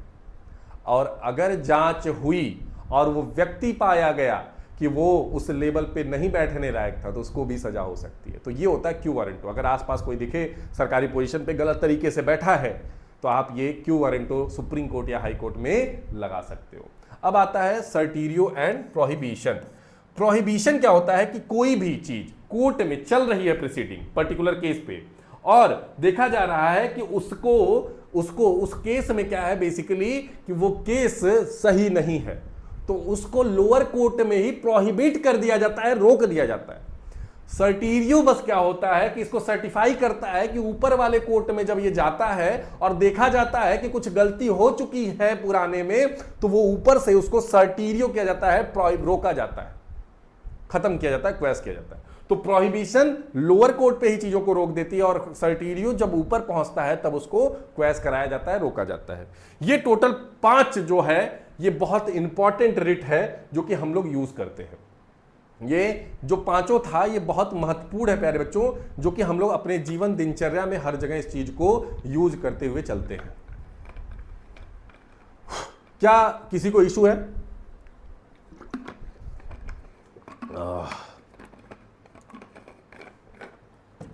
क्या किसी को कोई इशू है? फटाफट से बताइए, फटाफट से बताइए भाई।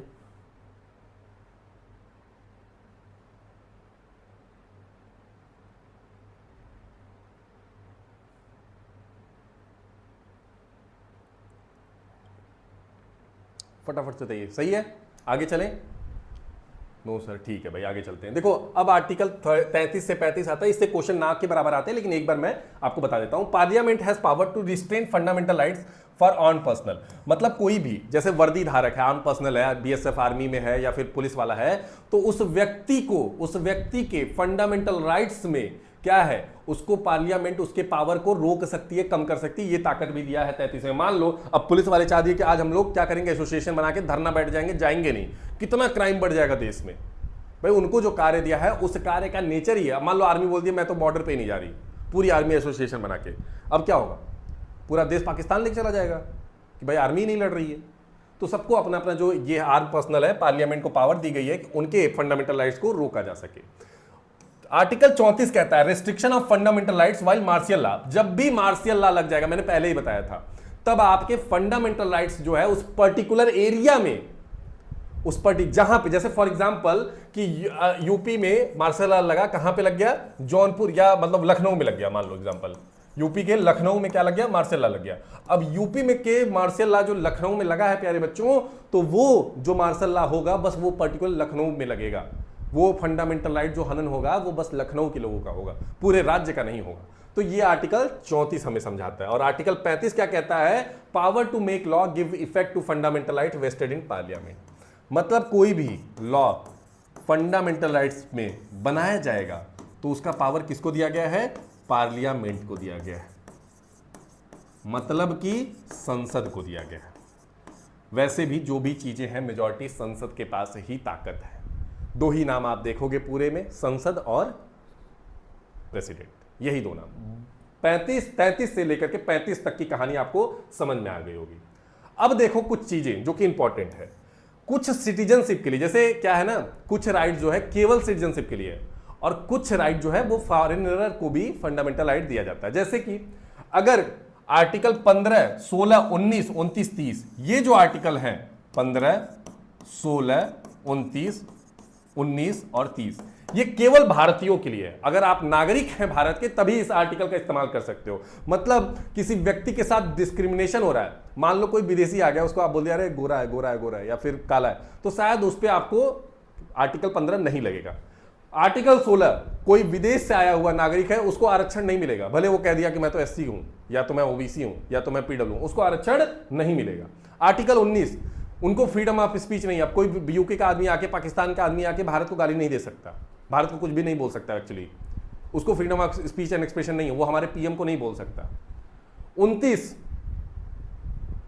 लैंग्वेज के बेस जो उनको मतलब राइट्स दिए जाते हैं 29 में लैंग्वेज को लेकर के, या फिर 30 में जो मदरसा या फिर जो भी अन्य इंस्टीट्यूशनल बनाने के लिए वो राइट भी उनको नहीं दिया जाता। फॉर एग्जांपल अब कोई क्रिश्चियन आ गया, कोई पाकिस्तान से मुस्लिम आ गया, उसने बोला मदरसा बनाएंगे, मदरसा के थ्रू क्या करें, आतंकवादी संगठन। वैसे ही भारत वाले आधे से ज्यादा केरला में पकड़े गए थे।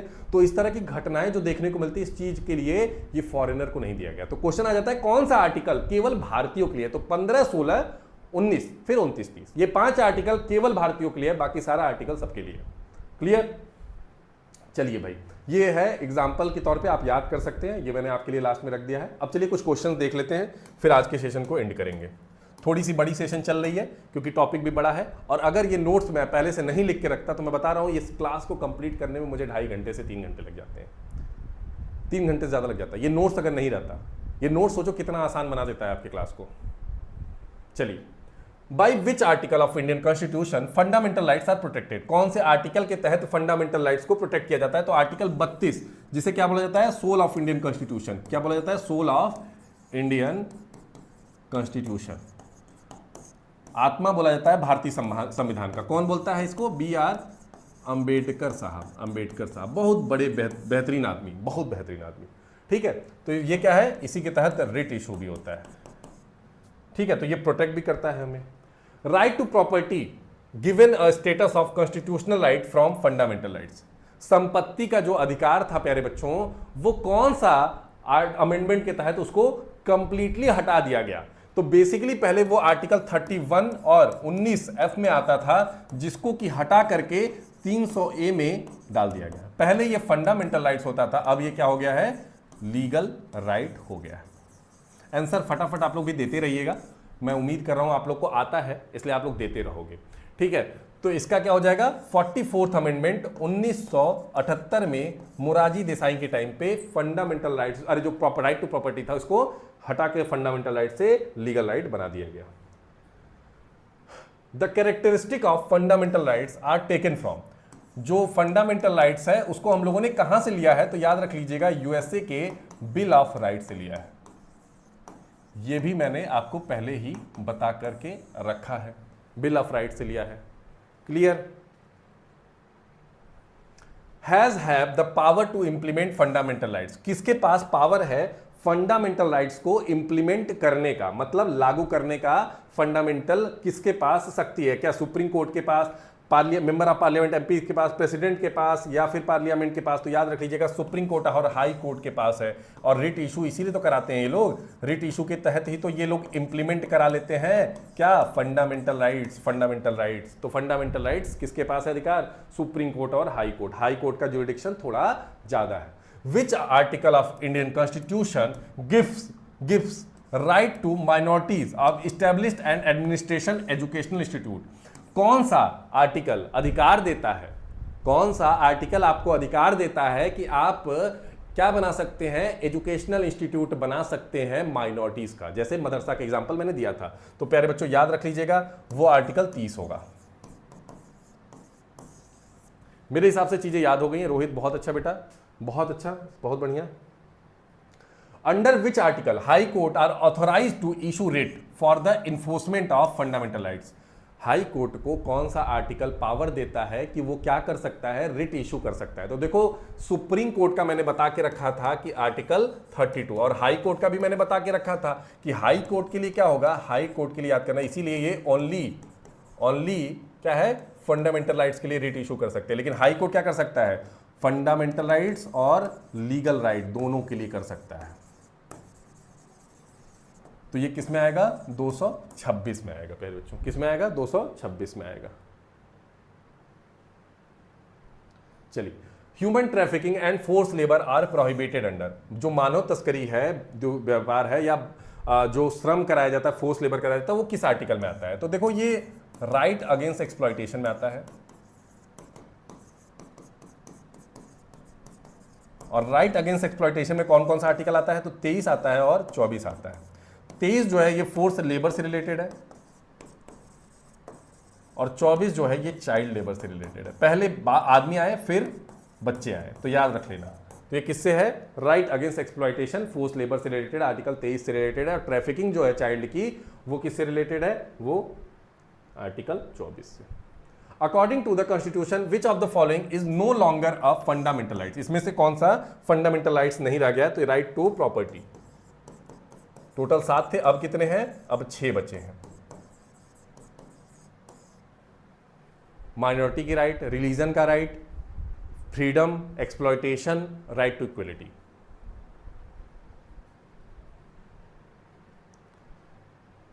ये तो डायरेक्टली आंसर ही दिख गया है।